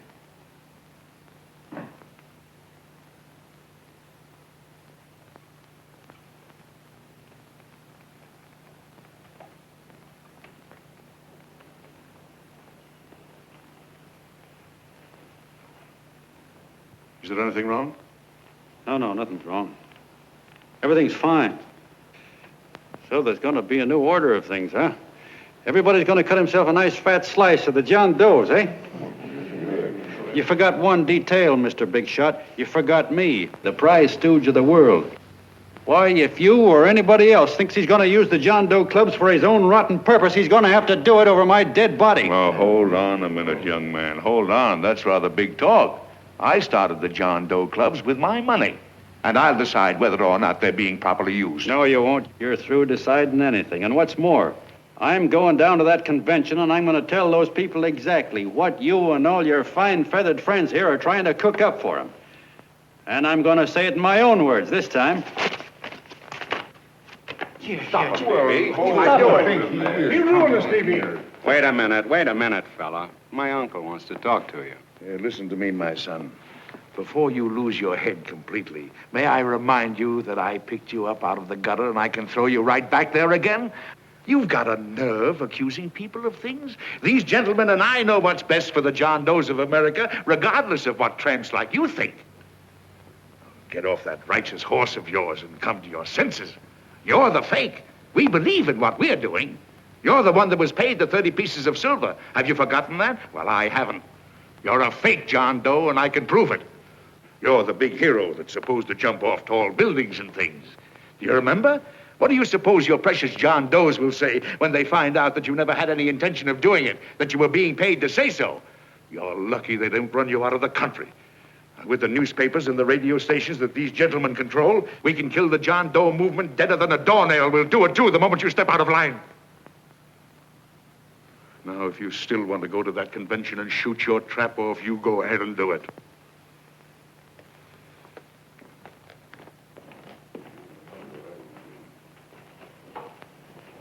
You mean to tell me you'd try to kill the John Doe movement if you can't use it to get what you want? You bet your bottom dollar we would.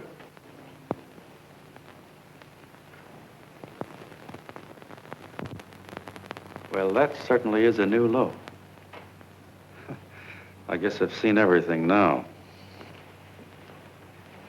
You sit there back of your big cigars and think of deliberately killing an idea that's made millions of people a little bit happier. An idea that's brought thousands of them here from all over the country, by bus and by freight and jalopies and on foot, so they could pass on to each other their own simple little experiences. Why, look, I'm just a mug and I know it, but I'm beginning to understand a lot of things. Why, your type's as old as history. If you can't lay your dirty fingers on a decent idea and twist it and squeeze it and stuff it into your own pocket, you slap it down. Like dogs, if you can't eat something, you bury it. Why, this is the one worthwhile thing that's come along. People are finally finding out that the guy next door isn't a bad egg. That's simple, isn't it? And yet a thing like that's got a chance of spreading till it touches every last doggone human being in the world, and you talk about killing it. Why, when this fire dies down, what's going to be left? More misery, more hunger, and more hate. And what's to prevent that from starting all over again? Nobody knows the answer to that one, and certainly not you with those slimy, bollocked-up theories you got. The John Doe idea may be the answer, though. It may be the one thing capable of saving this cockeyed world, yet you sit back there on your fat, hulks and tell me you'll kill it if you can't use it. Well, you go ahead and try. You couldn't do it in a million years with all your radio stations and all your power, because it's bigger than whether I'm a fake. It's bigger than your ambitions, and it's bigger than all the bracelets and fur coats in the world. You bet it is, John. And that's exactly what I'm going down there to tell those people. Wait a minute, you ungrateful rat. My uncle's been too good to you. He's getting away. Give me the bullet. I've always told you, D.B., you're playing with dynamite. Which way? All right, now, girl, get away. Before he gets through tonight, he'll ruin us all. I'll stop him cold. Don't worry, I've been ready for this. John! Oh, John, please listen to me. Please, I can explain everything, John. I didn't know what they were going to do. Let me go with you, John. John, please. Go ahead, driver. The ballpark. Explain it to you, John. Please let me go with you. Please. John! Mr. Martin wants to see you. Listen to me, Mayor Lovett. You do as I say. I want them both arrested. You tell the police department to pick up Connell. I've got the girl here. I've got the bullet. I don't care what you charge him with. If you're worried, let him go in the morning, but keep him in jail overnight. Hello, Bulletin. Put that wire on.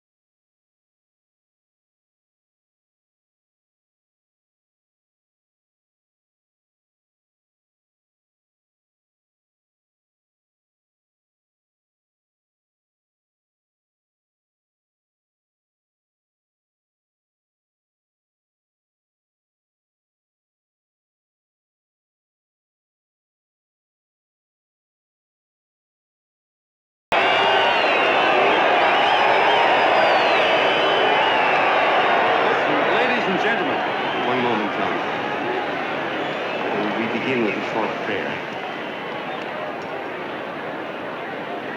Quiet, please.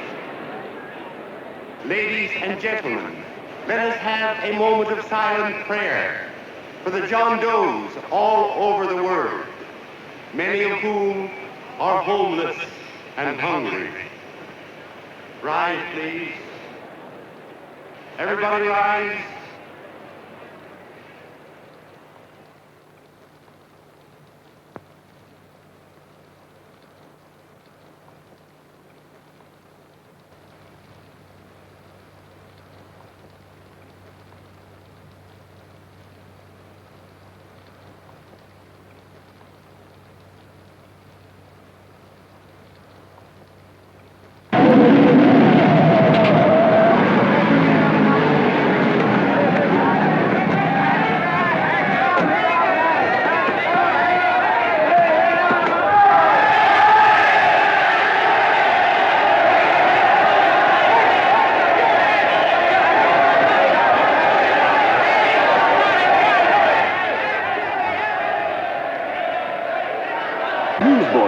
Hundreds of yelling newsboys are swarming into the park like locusts. They're yelling John Doe's a fake. Fake.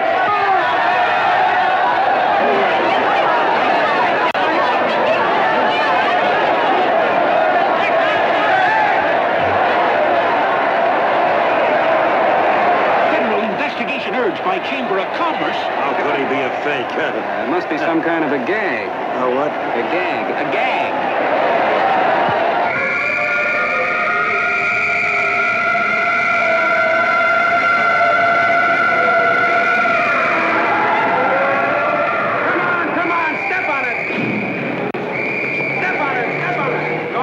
places now, so let's get going. Wait for the paper. Hey, miss, will you autograph my balloon? Sure.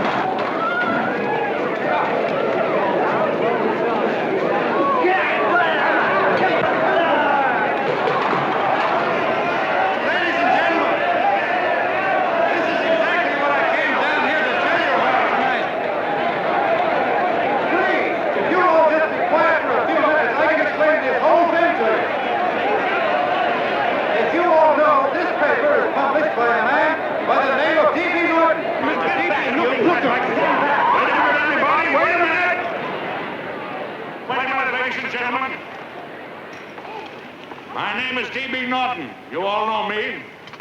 I accuse this man of being a faker. We've been taken for a lot of suckers, and I'm the biggest of the lot. I spend a fortune backing this man in what I believe to be a sincere and worthy cause, just as you all did. And now I find out it's nothing but a cheap racket cooked up by him and two of my employees for the sole purpose of collecting dues from John Does all over the country. That's a lie. It's not a lie. Nickels and dimes to stuff into their own pockets. You can read all about it in the newspapers there. That's a lie. Listen, ladies and gentlemen, don't believe what... This man had no intention of jumping off the top of a building. He was paid to say so. Do you deny that? That's got nothing to do with it. Were you paid for it or weren't you? Yes, I was paid, but there happened... And what about the suicide note? You didn't write that either. What difference Did you write it or didn't you? No, I didn't write it. Now, you bet your life you didn't. You look in your papers, ladies and gentlemen, and you'll find Miss Mitchell's signed confession that she was the one who wrote it. Listen, folks, it's a fact that I didn't write the letter. There, you see, he admits it. You're a fake, John Doe. For what you have done to all these good people, they ought to run you out of the country. And I hope they do it.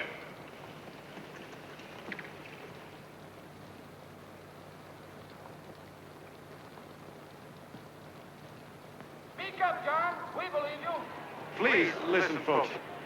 Now that he's through shooting over his face, I've got a couple of things to tell you about. Come on, the rest of you get in here and riot. Break this crowd up. Come on. I'm sorry, folks, but we can't hear him anymore. Something's gone wrong with the loudspeakers. John Doe's a fake! Boo! Say, they can't hear me. Boo! This thing's not working. Ladies and gentlemen.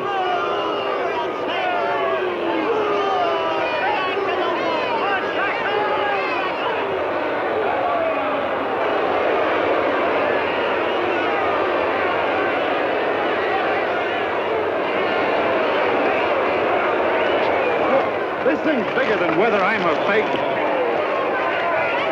Look, Kurt, you believe me, don't you? Sure, I believe you. Walking my legs off, digging up 5,000 signatures for a phony. Well, there you are, Mr. Doe. 5,000 names asking you not to jump off any roof.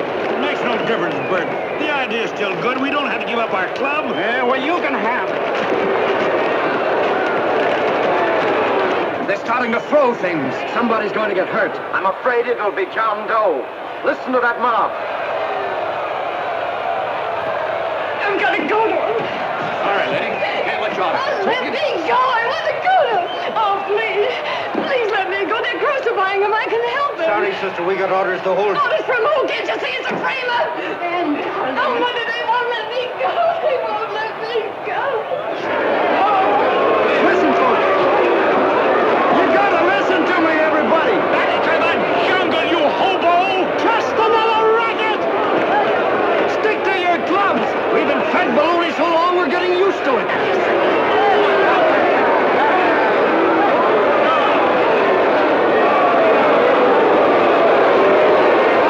The idea is still good. Believe me, folks. Listen, John Doe, you're the hope of the world.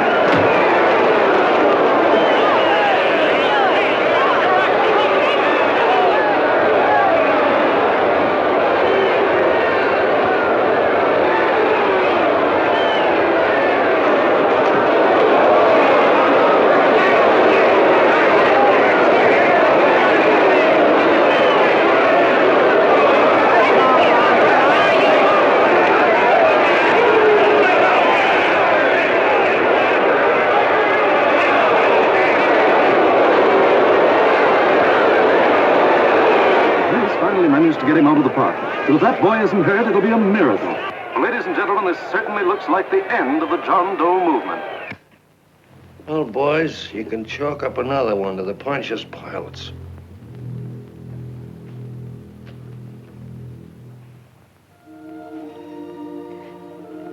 should have been there. I could have helped him. He was so all alone. A lot of us are going to be mighty ashamed of ourselves after tonight. We certainly didn't give that man much of a chance.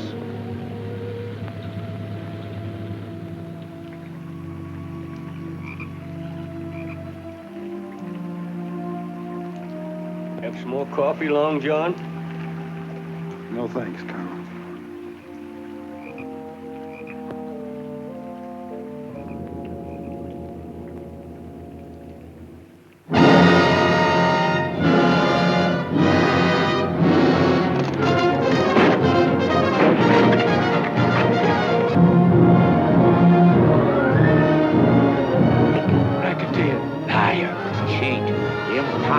Why don't you jump? Christmas Eve at midnight. Bye, Mr. Doe. You're a wonderful man. And God bless you, my boy. Now get in there and catch. Fake John Doe, and I can prove it. You're the big hero who's supposed to jump off tall buildings and things. Do you remember? What do you suppose your precious John Does will say when they find out that you never had any intention of doing it, that you were being paid to say so? Christmas Eve at midnight.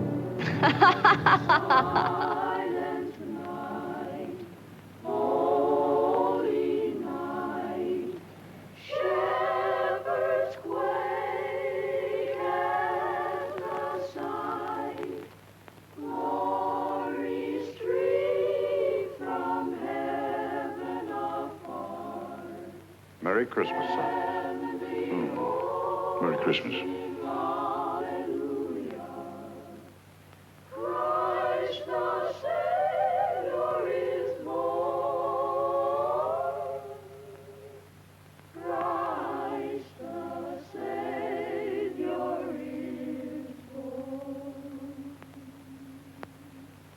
Thank you, sir.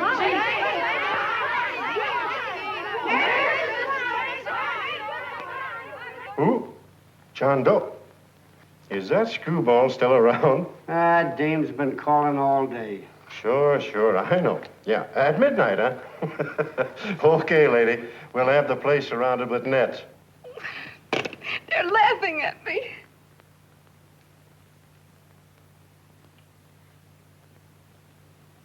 You're a sick girl, Anne. You better take it easy. Whom are you calling now? You called that number not 10 minutes ago. Hello, Mr. Connell. Have you seen him yet? Now listen, Ann, he can't possibly get in without our seeing him. I'm watching the side door and the colonel's out front, so stop worrying. Oh. Thank you.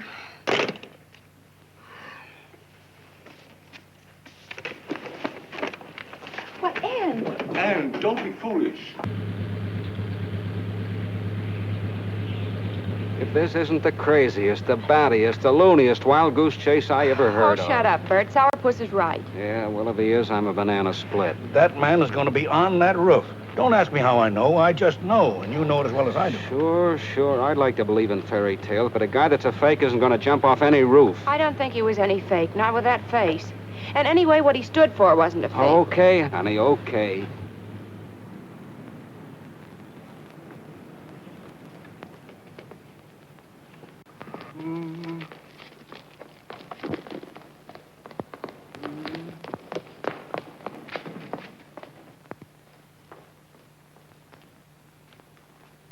Elevators ain't running.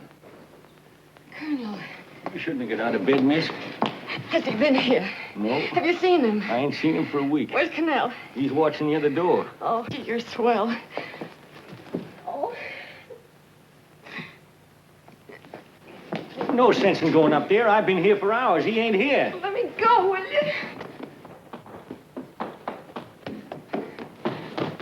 Now that's crazy. It's 14 floors.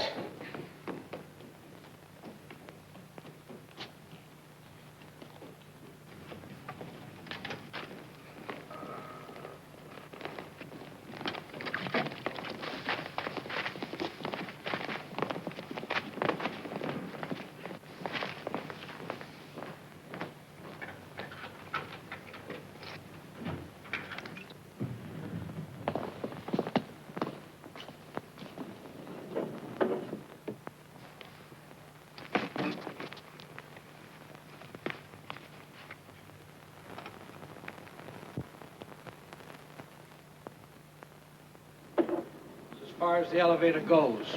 We got to walk up to the tower.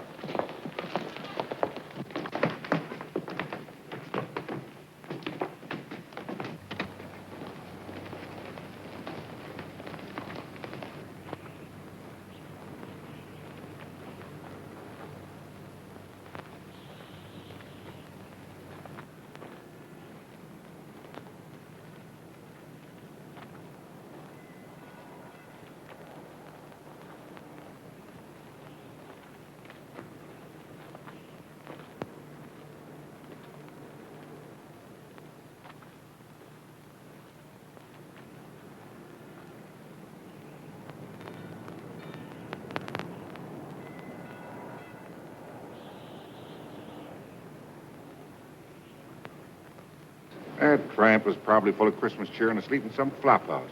Let's go. I've got to decorate my tree.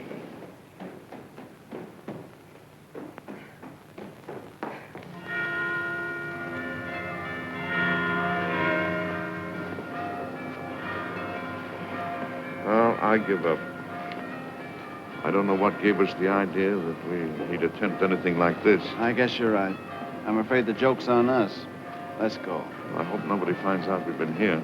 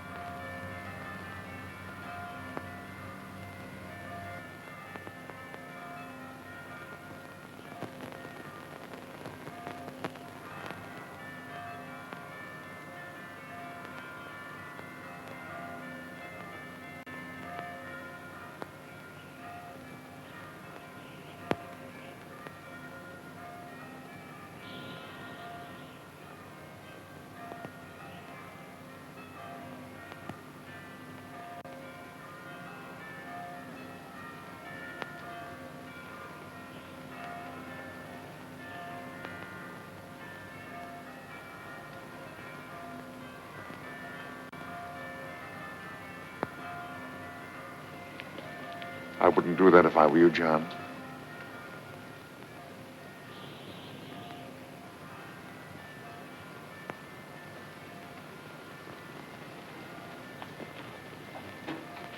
It'll do you no good. The mayor has policemen downstairs with instructions to remove all marks of identification you may have on your person. You will be buried in Potter's Field, and you will have accomplished nothing.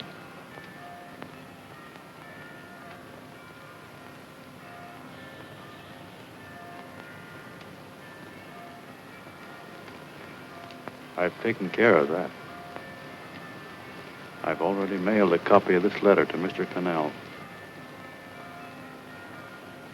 John, why don't you forget this foolishness? Stop right where you are, Mr. Norton, if you don't want to go overboard with me.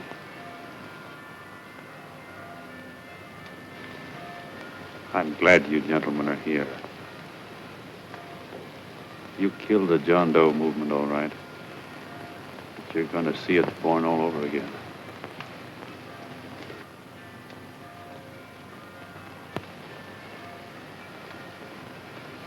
Now take a good look, Mr. Norton. John! John! Oh, John, no, I won't let you unlock it, darling. Oh, please. Please don't give up. We'll start all over again. Just you and I. It isn't too late. The John Doe movement isn't dead yet. You see, John, it isn't dead or they wouldn't be here. It's alive in them. They kept it alive by being afraid of. That's why they came up here. Oh, darling. Sure, it should have been killed. It was dishonest. But we can start clean now. Just you and I. It'll grow, John, and it'll grow big because it'll be honest this time. Oh, John, if it's worth dying for, it's worth living for. Oh, please, John. Oh, please, please, God, help me. John, look at me. You want to be honest, don't you? Well, you don't have to die to keep the John Doe idea alive. Someone already died for that once. The first John Doe. And he's kept that idea alive for nearly 2,000 years. It was he who kept it alive in them. And he'll go on keeping it alive forever and always. For every John Doe movement these men kill, a new one will be born. That's why those bells are ringing, John. They're calling to us. Not to give up, but to keep on fighting, to keep on pitching. Oh, don't you see, darling? This is no time to give up. You and I, John, we... Oh, no. No, John. If you die, I want to die, too. Oh, I love you. Oh, John.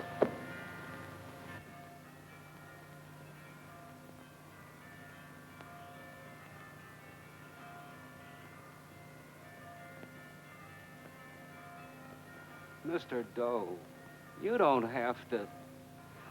We're with you, Mr. Doe. We just lost our heads and acted like a mob. What Bert's trying to say is that we need you, Mr. Doe.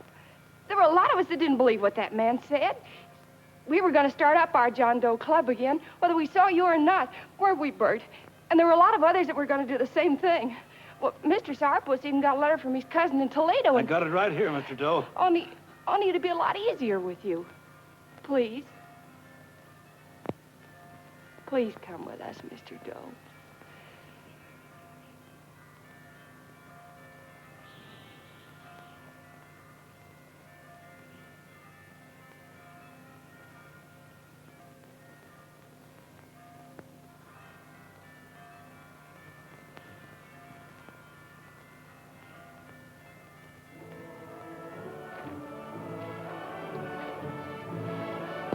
Long John. Mr. Doe. Here, we'll help you with her. She'll be all right. Mr. Doe, take her right down to the car. Right up. Look, we got a car right down. They are, Norton, the people. Try and lick that.